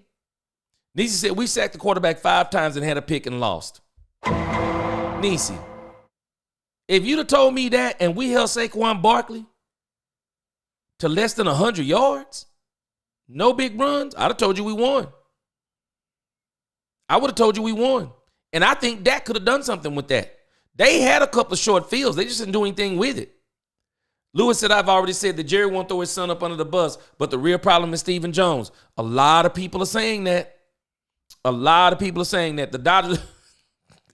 Dodgers are better than quarterbacks because the Cowboys are a peewee team, elementary school football. It's terrible right now for the boys, but I'm gonna still keep rolling. I'm gonna keep rolling with them. The truth is, if we don't know the dynamic between Jerry and Steven, I heard Steven challenges Jerry. Yep, I'm telling you, I heard he pinned him up against the wall by his shirt. Jerry, why do we look like our guys again? I'm telling you, let Trey Lance with that finger. Man, I do not understand. They need to change that, man. I don't know that finger and the whole thing. That's just sloppy. I don't care whether I like it or not, but he's the right choice. No Kellen Moore. I'm telling you, whoo, man. Cooper Rush needs to just retire already. I tell you this, Tired Cowboy, I believe you too. He 1,000% wins this game, and I'm down to argue with anybody about it. I'm with you. I think Dak wins this game. I want to show you this real quick. I'm going to show you something fascinating here. I want to show you because we talked about this earlier. People keep asking, how did we beat the Pittsburgh Steelers? How did we do it this year? I'm going to show you something, how we won it. How did we win that game? I go to one thing and one thing in particular. Let me see if I can pull it up. One thing and one thing in particular. Let's see here.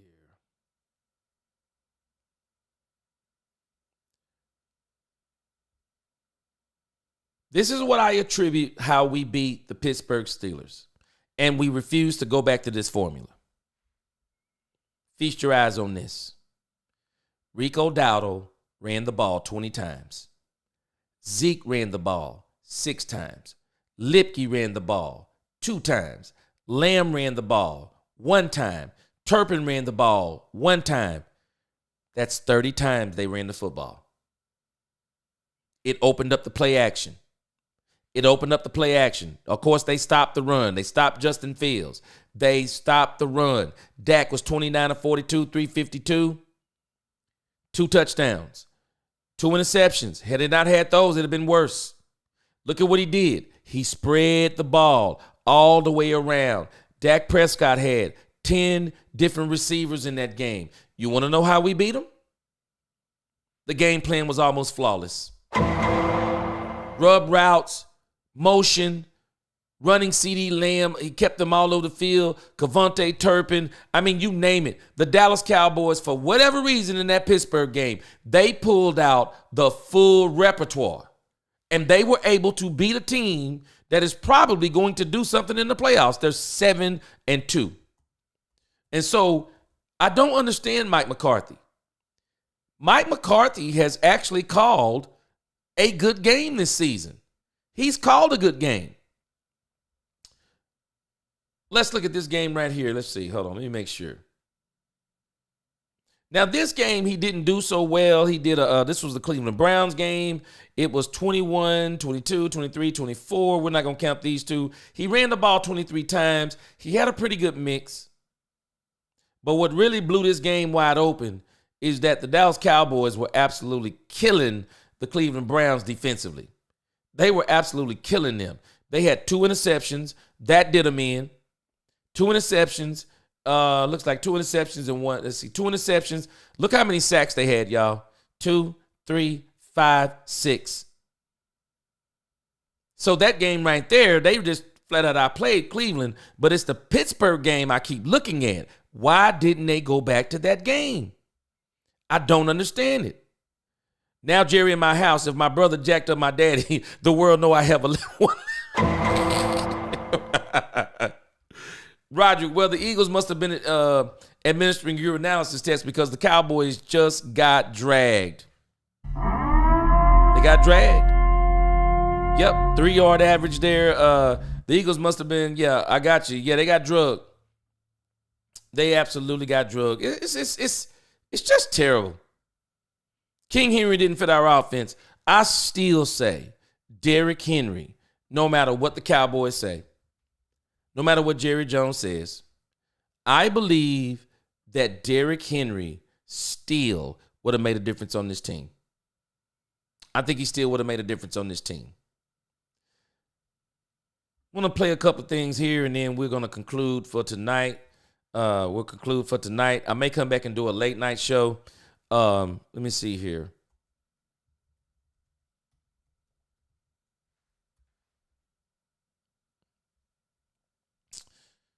All right, let's come to, because I want to go to, y'all hang with me just for a moment, because where I want to go to,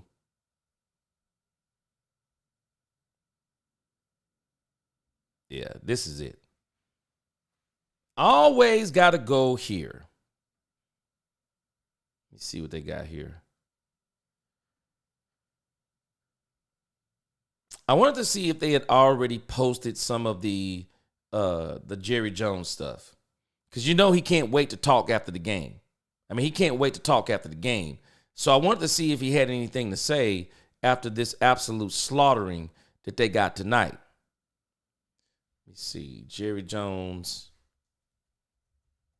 I wanted to see if we could hear what he said post-game, because you know he's always quick. I mean, I don't understand the GM. The GM, he's just like, I mean, the GM, you know, he like Suge Knight said about Puff Daddy. He always all up in the interviews. So I really want to hear, okay, somebody's got something he said here, and so we'll cut this out later on if they copyright us. But let's go to Jerry Jones' press conference. Let's go to Jerry Jones' press conference real quick, and we'll do some analyzation of what he's saying before we get out of here. All right, let's see what he's saying. Hold on a second. I don't know if any of y'all have watched this. I mean, but let's see here. Let's roll it. Oh, really? Okay. Last 2 games here, we've had 5 turnovers each game. We played a team. There's a good team out there today. We've got some more of them to play too. You can't win games turning the ball over 5 times. So that's what we've got. Jerry, is this as frustrated as you've been with the team in a situation? Well, I just am frustrated like everybody else is, but since I had a lot to do with what we're seeing, then it's the proper frustration as far as I'm concerned, that we're just not playing in a way, especially when you play a team that is the caliber of teams that we're playing out here. And Philadelphia is a high caliber team, and we're not up to them.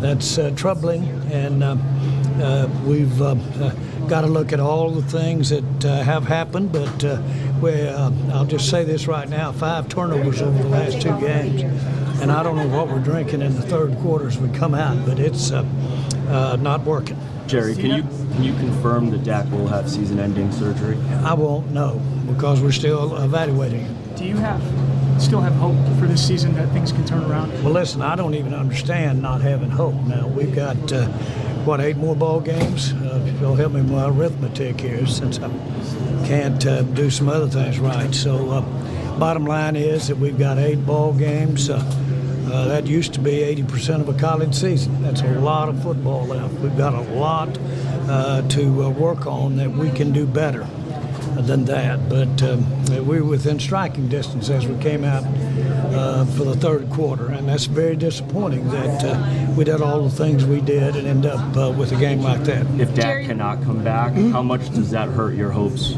for this season? Well, I don't want to deal in hypotheticals, but anybody that loses their top quarterback has some adjustments to make, and they're usually adjusting uphill. And so I thought that basically we'd look better tonight without Dak. I thought we'd look better on offense than we looked without Dak. I've seen Cooper play better than we played tonight. Philadelphia's got a lot to do with that. That's what it is. Jerry, what role do you feel like coaching played in these losses, and where does your confidence on the coaches stand? Well, again, everybody's got a hand in this, and we all know that the players play the game, and we know the closest ones to them are the coaches. Closest one to them are the people that hire the coaches, and so everybody's got a role in this. Everyone does. How surprised are you? By the way, that's no solace to have somebody step up here and say to the fans, "That's my fault. I'll take this one." What does that do? That doesn't win the ball game, and so I'm not trying to put that BS out either. Jerry, do you feel like Cooper Rush or Trey Lance? Do you feel like Trey Lance or Cooper Rush are able to turn this around, or do you feel like you have to go outside the organization at quarterback? Well, we're going to have to play better than we're playing right now. I don't know that there's answers outside the organization, but we're flat going to have to play better at all positions than we play tonight. It's good to have Parsons back. I thought he gave us a lift there, and of course he's wonderful to have on the field, but one player can't get it done. How do you team. Evaluate Zeke's performance? Well, again, I don't want to single anybody out there tonight to separate anybody from the herd there tonight on how they played. I don't see that. It's not the thing to do to single out someone that might have had rather than the rest F's and D's, somebody had a C-. Who cares about that? Did you think you would have been better offensively, Jerry, even without Dak? Excuse me? Do you think you would have been better offensively without Dak? Absolutely. Yes. Without Dak, I thought we would be much more, substantially better. Yes, we Why did. do you think you weren't? Because I don't know why we weren't, but I've seen us be better with Cooper at quarterback, and so I was looking forward to that. He brings some good stuff to the table, and now we're reminded that he didn't have as good a game his last game against Philadelphia, but when he did come back and had a good streak for us, but Philadelphia was a menace for him, but Philadelphia's a good team. What does today's performance tell you about Dak's role in this team and what he's been doing this season? Well, what do you mean? Given that you saw what the team looked like without Dak, how do you tell when you look at the difference? What do you think about Dak's I role? don't want to be sarcastic, but are you got the same arithmetic I've got? We've won 3 games with Dak. Okay, so I'm just saying we weren't playing well with Dak at all. So there's a lot to work on here, and we all are aware of that, and it's very concerning, and it should get the kind of concern that we have to give it. That's all there is to it. It's not acceptable. What options do you think? Check this out. I'm going to show you how I afforded this car. Okay, you ready? All right, 118. Jerry Jones conducting another difficult deep.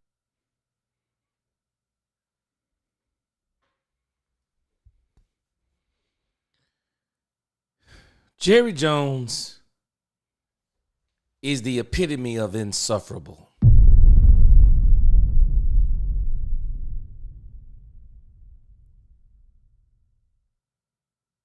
Jerry Jones. Now, y'all got to listen to him.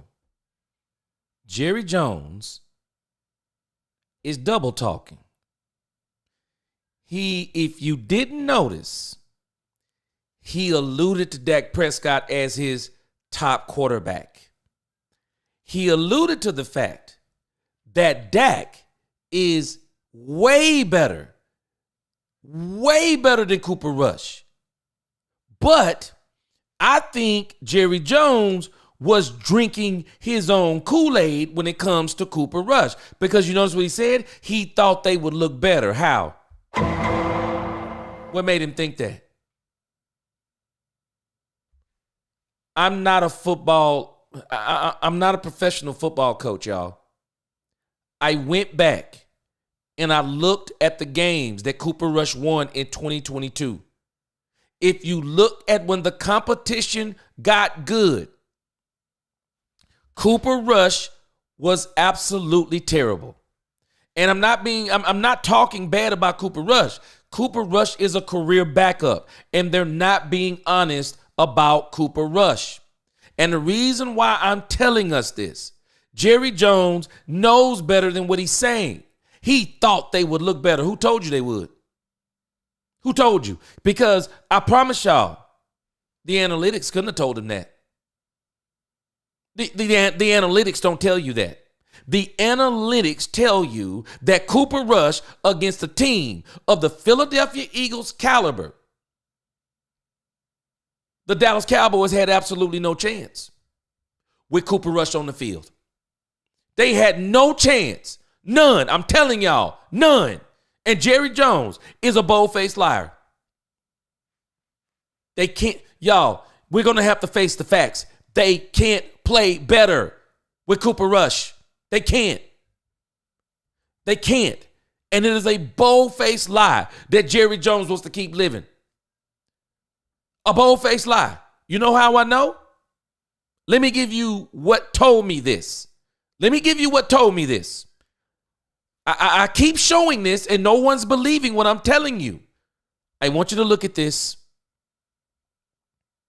This is the Rams game. This was the 4th game that Cooper Rush played. He already was getting exposed. They won this football game 22-10. Do you know the only reason why they won this football game 22-10? I want you to feast your eyes on this. How does Cooper Rush win this game 10 for 16, 102 yards? How did he do it? How did he do it, y'all? How did he do it? You want to know how he did it? Tony Pollard, 8 for 86, 1 touchdown, 10.8 yards per carry. Ezekiel Elliott, 22 for 78, 3.5 yards a carry. You want to know how he did it? Let me give you some more evidence. Isn't it strange if you look at this box score in 2022 when they played the Rams? It's amazing how Trayvon Diggs had 6 tackles. It's amazing when you look at this defense under Dan Quinn. I want you to look at all these tackles. They were absolute tackling machines. Malik Hooker got 1 interception. Look at this. You want to know what else wound up happening in that game? I want you to look at this number right here. The Los Angeles Rams had 3 turnovers. I remember this game like yesterday. They almost beat the Cowboys, and they fumbled the ball. They fumbled the ball. Interception thrown. Time of possession. The Cowboys, 29-30. The Rams, 30-30. If it had not been for turnovers, how do you beat a team, y'all? How do you beat a team with this right here? 10 for 16? 102 yards? How do you beat the Rams? Turnovers in the running game. He was already getting exposed. I don't understand how Jerry Jones expected anything more. And this is when that defense was top flight up under Dan Quinn. They were top flight. This was game number 4. And this is the beginning of the mythological run of Cooper Rush. It's the mythological run. It's not a run that you're looking at Cooper Rush saying, wow, this guy is dominating teams. He's dominating teams. No, that defense was dominating teams. I'm not going to take nothing away from him. The Cincinnati game, he looked good. You go to the New York Giants game, he looked pretty good. You go to the Washington Commanders game, they're 1-3. Cincinnati was 0-2. New York Giants were 2-1. They were terrible that season. The Washington Commanders were terrible that season. Cincinnati turned it around. They were in some kind of crazy funk. But the Rams were better than their record. They destroyed him. And then he got, ironically, to guess who? The Eagles. 18 for 38. 1 touchdown. 3 interceptions. 2 in the second quarter. 1 in the fourth quarter to seal the game. He was the same Cooper Rush then that we saw tonight in this game. This is the same Cooper Rush. Jerry Jones is a liar. Y'all better stop listening to Jerry Jones and Mike McCarthy. I'm still questioning whether or not he's going to get rid of Mike McCarthy. He keeps giving Mike McCarthy excuses. He's saying that I can be blamed for this loss. Why can you be blamed for the loss, Jerry? Because you didn't give him any players in free agency? Because you didn't give him the running back he wanted? I'll give you all of that. What's his excuse for the play calling? It's terrible. Did y'all catch something else? Y'all ready for this? I don't know who that reporter was. They absolutely destroyed Jerry Jones. Catch this part, y'all. Did y'all catch this? Did you notice this part right here? Did y'all notice this part right here? Y'all help me out in the chat. Why do y'all think they asked Jerry Jones this question? Why do you think they asked Jerry Jones, what did you think of Zeke's performance? And Jerry Jones didn't want to answer that because all of them are thinking the same thing that we've already talked about in this chat, that Ezekiel Elliott should have already been cut from this team because he brings absolutely nothing to this team. Why are you keeping him? His performance was terrible. Zeke was absolutely terrible. 6 for 22. Can I inform us? He lived up to his season average 3.4 yards a carry. Oh, I'm sorry. Zeke was 3.7 yards per carry tonight. That's Ezekiel Elliott. That's who he is. But what made it even worse tonight, or today, this evening, or afternoon, he fumbled. He fumbled.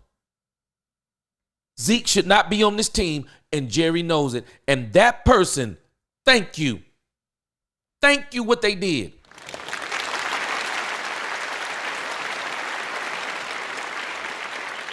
They called him out, y'all, and they said, you're the one who has him on the team. You're the one who won't cut him. You're the one who is allowing him to be on this team and trying to contribute.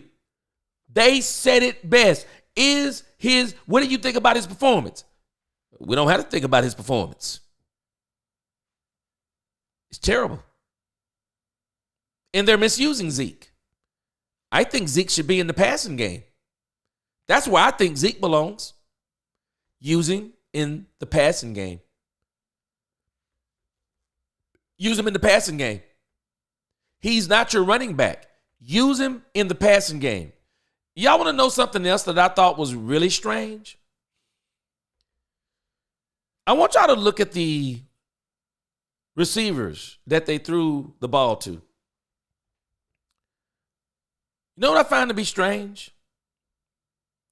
Can somebody tell me where's Hunter Lipke? Where's Hunter Lipke? Where's Hunter Lipke? I don't understand where's Hunter Lipke. This is the problem I have with Mike McCarthy, and I'm not giving him no slack. I don't care what Jerry has done. This man will not use what he has. He will not use it. Niecy, he's delusional. He is. He's very delusional. This is the worst team I can remember. Ron, I'm with you. Impeach Jerry Jones. Can't happen. He's being Jerry Jones. Zeke, 149 yards total for 2024. Why is he still on the team? It don't make sense. And that's why that reporter tore him up. I've seen him play better. When? I have too. His rookie season. Cooper Rush, when have I seen him play better? He played pretty good in 2022. In those first 3 games. But the better the competition got, the worse he got. The worst he got. And that's what we're seeing. Yes, Lewis Bailey. I was here during those 1 in 15 years too. I'm telling you, he's got worse. These NFL teams must love playing against the Cowboys. It's free. It's a free win. It is. It's and not just a free win, it's publicity. It is. It is. Jerry getting everything he deserved. Carson benched for a second time. The Cowboys on the final fall to the bottom, just like the top 10. Like hell. Man, you ain't seen nothing yet. There's a whole lot of football left to play. And I'm here for all of it. I'm here for all of it, y'all. They already working on Jerry Jones. They hologram to run the team posthumously. Man, I'm telling you. Bill Bates, not even Johnny Unitas came down from heaven. It took over quarterback duties this season could be saved. Man, this thing is terrible. Fly, Eagles, fly. They look good today. They look good today. I can't wait until they play the Washington Commanders. And I think what we're gonna talk about that game Thursday night. I'm telling this, y'all, it's just terrible. It's just terrible. And then to hear Jerry Jones in that thing talking, man, it's going good for me, Freddie. I mean, this is weird. I think this needed to happen because people need to get off this thing about Cooper Rush. We need to see how Trey. Man, I'm excited for Trey Lance, Bill Bates. I am. I hope they let him finish the season. Man, he looked good to me. He looks good to me. He looks like somebody that if you gave him the game, hey, man, you're just going to start the whole game. I think he can get some results for you. That dude is fast. Kim, I keep saying it, terrible play calling. It's absolutely atrocious. It is. No players, and he came up with the plays. I'm telling us. Cooper Rush is way better than Dak. If he is, we in trouble. And even Jerry Jones admitted it tonight. Y'all see how he backtracked? He backtracked on all that Cooper Rush is equal to Dak. Did y'all hear him backtrack? Our top quarterback. You better believe your top quarterback. Stop that stuff. Stop it. It's dumb. Look, people no use in getting all mad and been out of shape this season. Just take out the beatings, take out high picks. Man, I'm telling you, Freddie. Hey, man, I'm going to enjoy the rest of this season. I'm just going to enjoy it. That's all I can tell you. I done said it once, I said it twice. If you want some value for Trey Lance, then play him for the rest of the season. They are not going to resign him anyway. They're not, and they're not going to be able to. If anybody is looking at what I'm looking at, I'm like, wait, hold on a second. Hey, wait a minute, man. This dude got some speed. He got an arm. Zelensky was overconfident this preseason. Yes, sir, he was. I'm telling you, I see something in Trey Lance. And I think if he gets an opportunity, he's going to be a good player for a team. I think he's going to be a good player for a team. And so it's crazy, man. I mean, wicked. They should have played him the whole game. I don't understand. It was stupid. They should have played him in the first quarter. They've already disrespected Cooper Rush in the preseason. Man, this ain't about respect at this point. I mean, they're disrespecting the fan base putting this stuff on the field. I mean, so we're not worried about Cooper Rush feelings. Jones deserves what they got when you shop at the dollar store. I mean, it's just crazy, man. Everything we're watching is crazy. It's crazy. It's crazy. And Jerry knows it's true. When they ask him, would Dak have been better? There's no other answer but yes. There's no other answer. And I think his answer indicted him. He said in his answer, the person said, now that you see what it looked like without Dak, Jerry, you actually indicted yourself. You said we won 3 games with Dak. You're going to win no games without Dak. And I think you beat Atlanta if you run the ball. Open up that play action. You win that game. You win it. I think Dak wins this game against Philadelphia. That game was not that tough. It just goes to show you that even with Philadelphia, they were not even putting the pedal to the metal, and they basically beat the Cowboys. They made mistakes that I believe if Dak is there, he capitalizes on those mistakes. But they can't, when you got a quarterback that can't throw the ball further than 5 yards, had no pass over 10 yards, that's crazy. That's crazy work. Crazy work. It's just crazy work. Cooper Rush can be one of the carry the traits. Just terrible. Just terrible. Just terrible. There's no other way to look around it. And for them to be putting this on the field, and Jerry Jones, y'all, don't let Jerry Jones fool you. Jerry Jones knows I'm at the top of the draft. And I feel good. His only embarrassment is the fact that they're losing in the fashion they're losing. He would be fully satisfied if they'd have lost that game 20-17. He'd have came out here and said, our team looked pretty good. Cooper looked pretty good. We just made a couple of mistakes. He would be saying all of those things, but he can't. He can't because he knows the product he's putting on the field. It's terrible. It's terrible. Oh, I think he would be better. I mean, there are some people who actually talked about the Trey Lance issue up there in San Francisco. Kyle Shanahan has no patience for quarterbacks. He's not trying to develop any quarterbacks. He wants a quarterback that can win for him. And that's why Brock Purdy better watch out. Brock Purdy better fully watch out. Because if Kyle Shanahan sees a better option available on the market, with Purdy's deal coming up, Purdy will be getting traded. Purdy will be traded, and I promise you, Purdy won't look so Purdy on another team. Purdy won't look so Purdy on another team.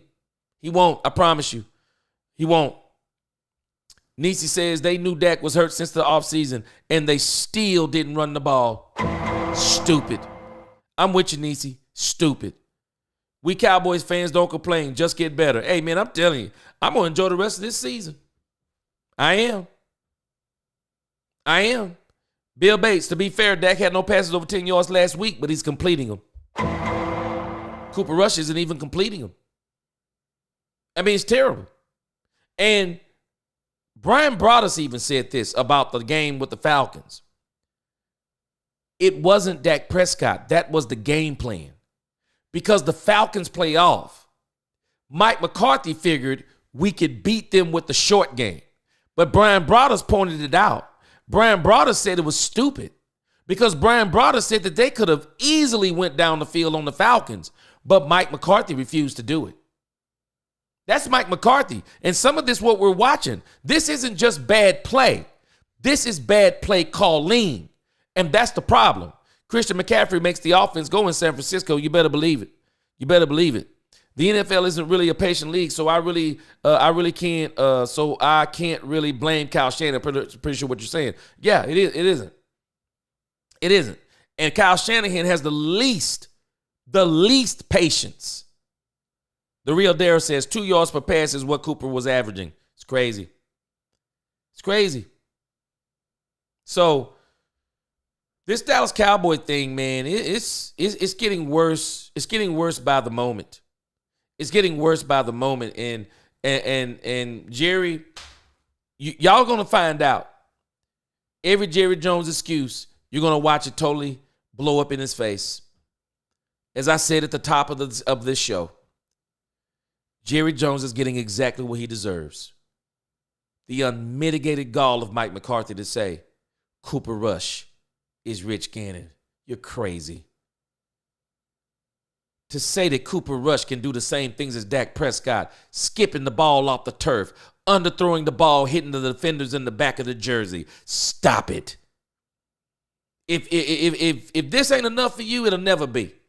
It'll never be enough for you. Because I'm telling you, anybody who thinks that Dak Prescott is not what everything tells us he is. Second team All-Pro, runner-up MVP, top 5 quarterback, 12-game seasons, 3 seasons in a row. No one has won more games than Dak Prescott other than Trey Lance. Nobody has done it. I mean, other than Patrick Mahomes, nobody has done it. You just hate Dak Prescott and don't know football, period. It's the only thing I can tell you. It's the only thing I can tell you. And so Jerry is going to continue to get exactly what he deserves. He's going to put a product on the field that is going to be so atrocious, it is literally going to be embarrassing. It's going to be embarrassing because he thought he could prance Cooper Rush out there and it wouldn't look that bad. Nope, it looks exactly how it's supposed to look. Trying to see one more thing before we go. I was trying to see.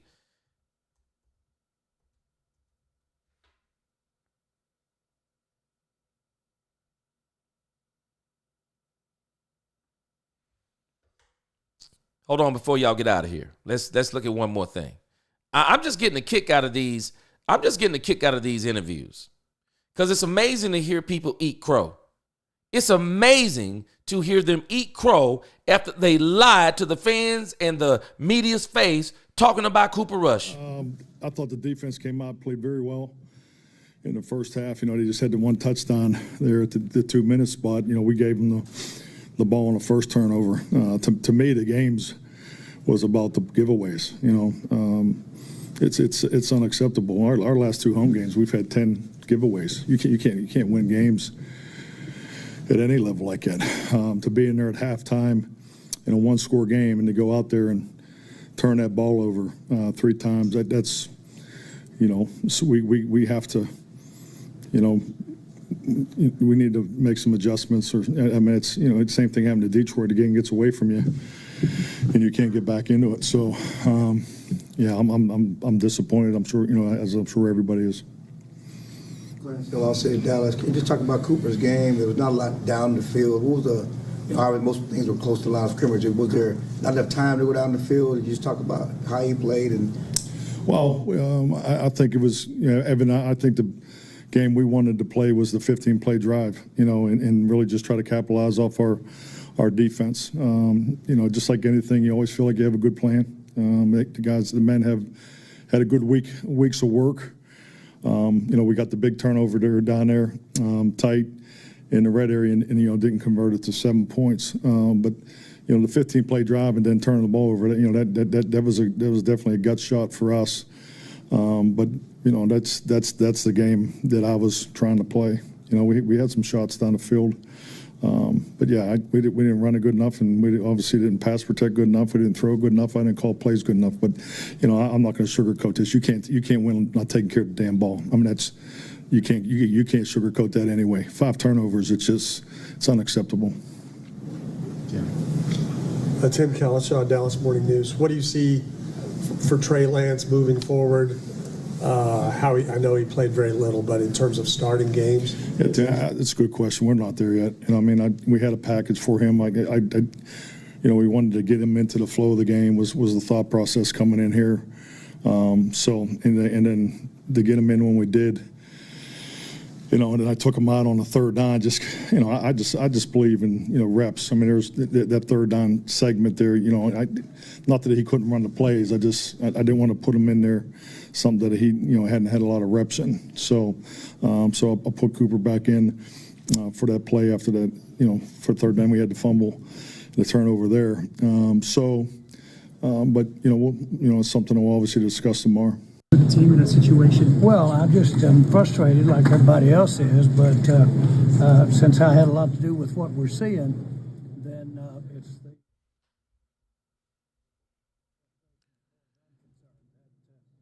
I'm sorry.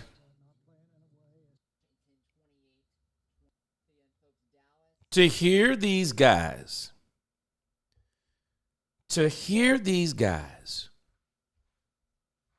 it's amazing.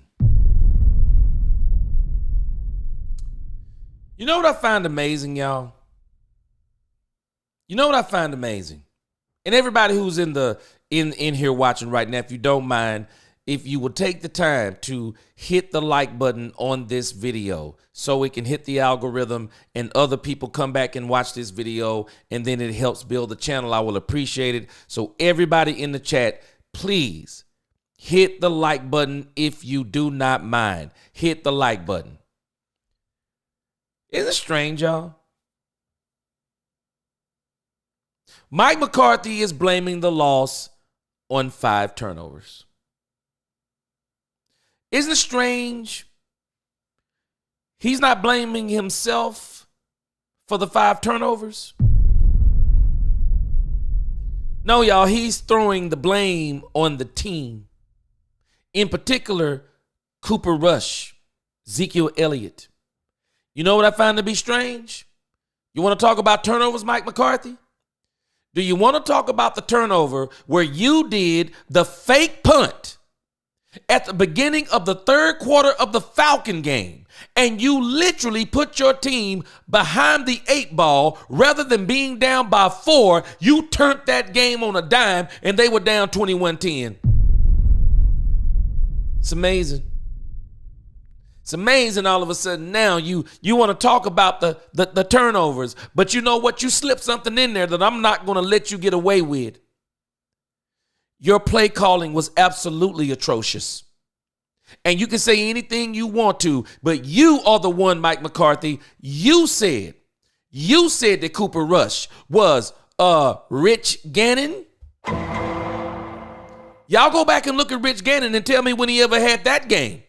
Y'all go back and tell me when Rich Gannon couldn't even throw the ball more than 5 to 7 yards. Y'all show me that game. Show me that game. Terrible. Did y'all hear what this man said? I want y'all to notice that him and Jerry Jones are both running from this question. They're running from this question, y'all. What did you think about Cooper Rush's game? Why are they running from that? Why are they running from that, y'all? Could it be because they said Cooper Rush was Rich Gannon? Oh, we can do the whole repertoire. Well, I didn't see it out there. I didn't see the whole repertoire. I saw Cooper Rush look absolutely terrible.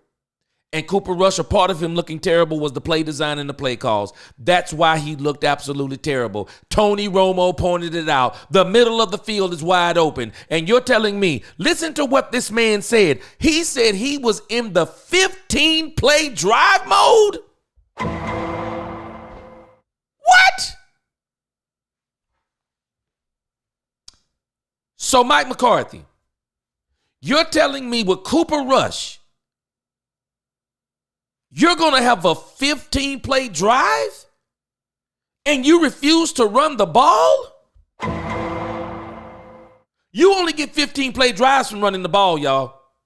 You don't get 15-play drives from, okay, the run looked pretty good. Running backs come out. Now we're going to put Cooper Rush back in the shotgun. Oh, by the way, we're going to let him throw it 3 yards again. You don't have 15-play drives like that. Do y'all know what we were looking at? We were looking at the worst impression of the West Coast offense I've seen in so long, it's pathetic. The West Coast offense, the passing game is a part of your running game because you're trying to throw short passes and you hope that your wide receivers, who are all supposed to be super studs, they're going to break a tackle and break through those defenders. Stupid. There's no way you're getting 15-play drives with Cooper Rush. It's stupid. It's crazy. But watch this. He indicted Cooper Rush. I'm listening very close. Tell me if y'all caught this part of his conversation. Did y'all notice what he said? He said, watch this.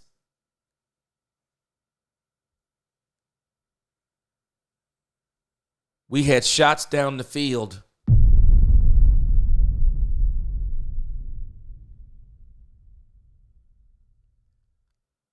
So let's not indict ourselves for telling lies about Cooper Rush all week, talking about how good he is. I'm looking, and I've shown y'all again, what we saw tonight was already shown in 2022, and no one wants to admit it. We've always seen it. Cooper Rush can throw a pretty ball, but Cooper Rush has no velocity. And you know what he said? They had shots down the field. Could you be talking about when CeeDee Lamb is running down the sideline and you could have hit CeeDee Lamb for a touchdown, but instead you hit the defender in the back of his jersey? There were shots there, y'all. There were shots there. The defense alone that the Eagles were playing, the shots were there. Tony Romo said it. You attack them down the field, in the middle. Attack them in the seam. He showed it. It was wide open. And even when Cooper Rush tried to throw those passes, he couldn't get them there. That's why Mike McCarthy is frustrated. Because he knows he could have got a couple of those throws down the field. He could have got them. Cooper Rush couldn't get them. 5 turnovers. I don't want to hear about those last 2 turnovers. We know why you got those last 2 turnovers. I question the one with Ferguson. With the rules we have today, I question whether or not Ferguson actually made a football move, caught, turned, barely got the second. I question that one. Wasn't going to make a difference in the game. Not giving you that, Mike McCarthy. Shame on you. The one that Trey Lance threw, y'all tell me what you think. I'm not blaming Trey Lance for that. I'm sorry. Trey Lance actually put that ball exactly where it was supposed to be. Trey Lance put that ball where it's supposed to be. Tolbert doesn't even look up for the throw. Tolbert looks up for the throw. I believe he catches that ball or he gets pass interference. I'm not blaming Trey Lance. So let's eliminate the last two turnovers. I'm eliminating those. The game is already out of control, Mike. I'm not listening to you. It's the first 3 turnovers. Those are the ones that cost you the game. The carelessness of Cooper Rush with the football. Fumble the snap. All of that pressure around him. He doesn't tuck the football in. He's holding it like a loaf of bread. Ezekiel Elliott should already be cut from the team, and he still won't be cut from the team. He should be cut from the team, but we're going to also, watch what I tell you, y'all, we're going to ride with Zeke also, and he's going to be unproductive for the rest of the season. Jerry Jones and Mike McCarthy should be ashamed of themselves. I don't even understand how they can even talk to the fan base with this nothing but lies. Both of them, they're liars. They're bona fide liars, both of them. Mike McCarthy and Jerry Jones. And a lot of the fan base, they bought this dumb fool's gold about Cooper Rush. The truth is Cooper Rush is not better than any starting quarterback in this league. And he's not even better than half the backups in this league. He's not better than them, y'all. And it's fool's gold. His 5-1 fool's gold record in 2022, it's fool's gold. Look at the competition with the Rams and the Eagles, and that tells you everything you need to know. It is stupid. And I feel sorry for Cooper Rush. I felt sorry for him. Because he's not capable of what they said he was capable of. Because if he was capable of it, he would be doing it, and he wouldn't be doing it from a backup position. He'd be starting on a team. I appreciate Cooper Rush. He seems to be a studier of the game. He seems to be a very good guy. He could also probably be a coach in this league too, once he's done with football. But for them to put this on this man, shame. Shame on Mike McCarthy. Shame on Jerry Jones. Shame on the fan base who thought this man was better than Dak Prescott. Shame on all of you.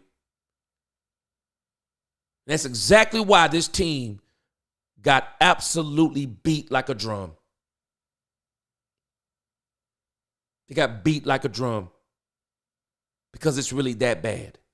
It is. And you put Cooper Rush with this play calling, it's even worse. Stop it. Y'all enjoy the season. I am going to absolutely enjoy this season. I'm going to be here for every piece of it. And I hope the Dallas Cowboys, I hope they put Trey Lance at quarterback. I do. I don't care what anyone says. I like Cooper Rush. I don't want to see any more Cooper Rush. I mean, it's not my team, but I don't want to see any more Cooper Rush, y'all. Enough's enough. Enough's enough. Cooper Rush, stop it. I don't want to hear nothing else about Cooper Rush. We're going to see everything we need to see about Cooper Rush, as a matter of fact. Because guess what's happening? Cooper Rush is going to be on the open market again. And we're going to see the same thing with Cooper Rush we keep saying year after year after year after year. Cooper Rush is not good enough to be the starter on any team in the NFL.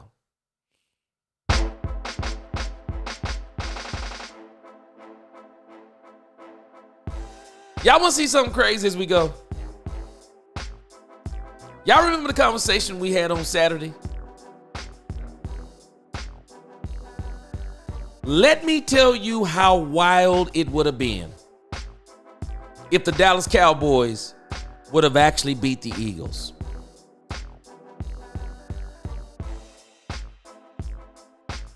Philadelphia got beat today by the Pittsburgh Steelers. The Cowboys beat the Philadelphia Eagles. The Washington Commanders. The Washington Commanders got beat today by the Pittsburgh Steelers, who we beat. Do we not realize had we won today, we would have only been 2 games. 2 games. 3 in the win column, but I think we've played less games. 2 in the loss column. We would literally only be 2 games behind the Washington Commanders. 2 games behind the Philadelphia Eagles. Surely we can beat the New York Giants again. That if we could have beat the Philadelphia Eagles, y'all. Let me show you what this looks like. It's insane. It's insane. Look at this. How in the world are we still at number 13? How are we still at number 13, y'all? If we would have went 4-5, we'd have went over the Bucks. We'd have went over the 49ers, I believe. We'd have been right here with the Bears and the Rams. 1 game behind the 49ers, y'all. 2 games out of this spot. Could you imagine if the Cowboys would have beat the Eagles and then beat the Commanders coming up? Cowboys will be right back in the thick of the playoffs. Even with as bad as this season has been. Do y'all know this team actually isn't mathematically done? This team isn't mathematically done. And what if the Commanders lose another game? What if the Eagles beat them? They'll be 7-4. I mean, you just think about this. If the Cowboys, as crazy as it sounds, if the Cowboys could get the 10 wins, y'all, and I know that, boy, I'm telling you, I sound as crazy as Jerry Jones right now. But if the Cowboys could get the 10 wins, do y'all know they would probably make the playoffs even with this bad season? And I know it's not going to happen, y'all. But what if Dak Prescott goes tomorrow to New York? Y'all heard what Jerry Jones said. We're not committing him yet to injury reserve because I think they want to hear what the doctors in New York say. What if they say, and I said it the other day, not saying it's going to happen. I'm not going to be surprised if Dak Prescott plays on Thanksgiving Day. Just wouldn't surprise me. I'm pretty sure that hamstring is healing as we speak. Dak's got a different kind of body, y'all, because most of the time when you have a hamstring like that, it's a little hard to stand. And if you notice something, in the first half, Dak Prescott was on the sideline. I'm not sure he was on the sideline in the second half. I didn't see him. So he probably went in because it was probably getting a little dangerous to be out there on the sideline and people crashing on the sideline and all these things.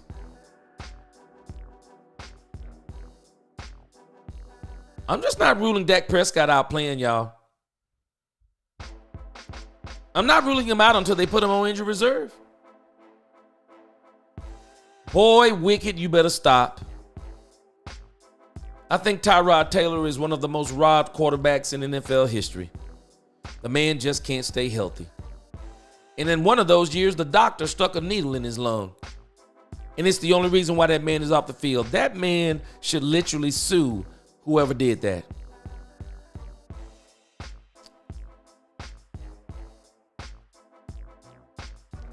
Got to keep watching him.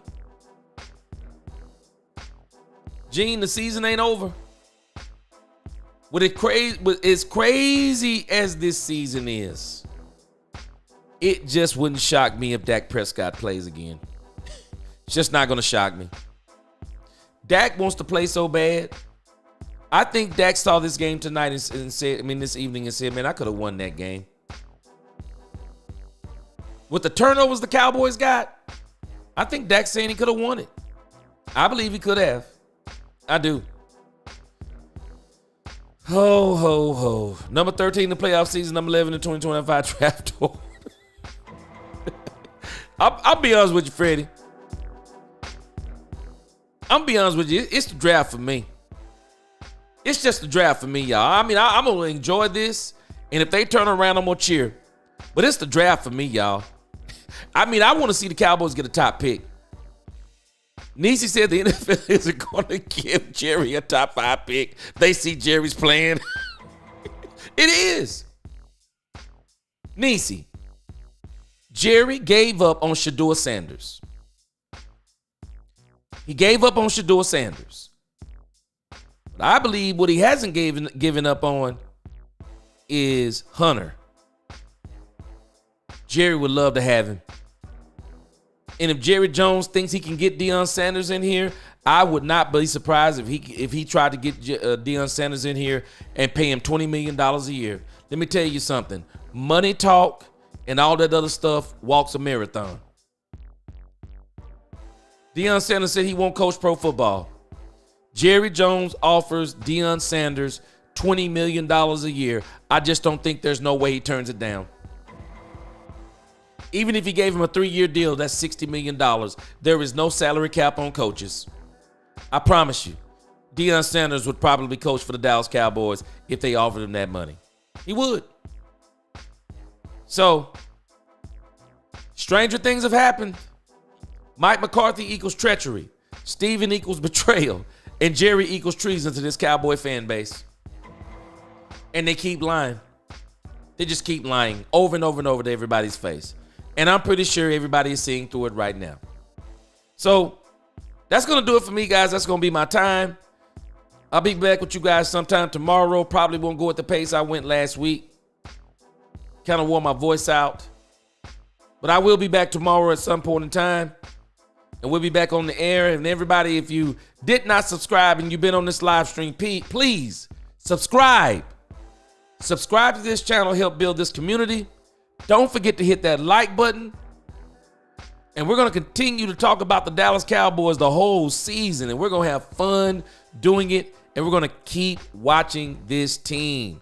We're going to keep watching this team.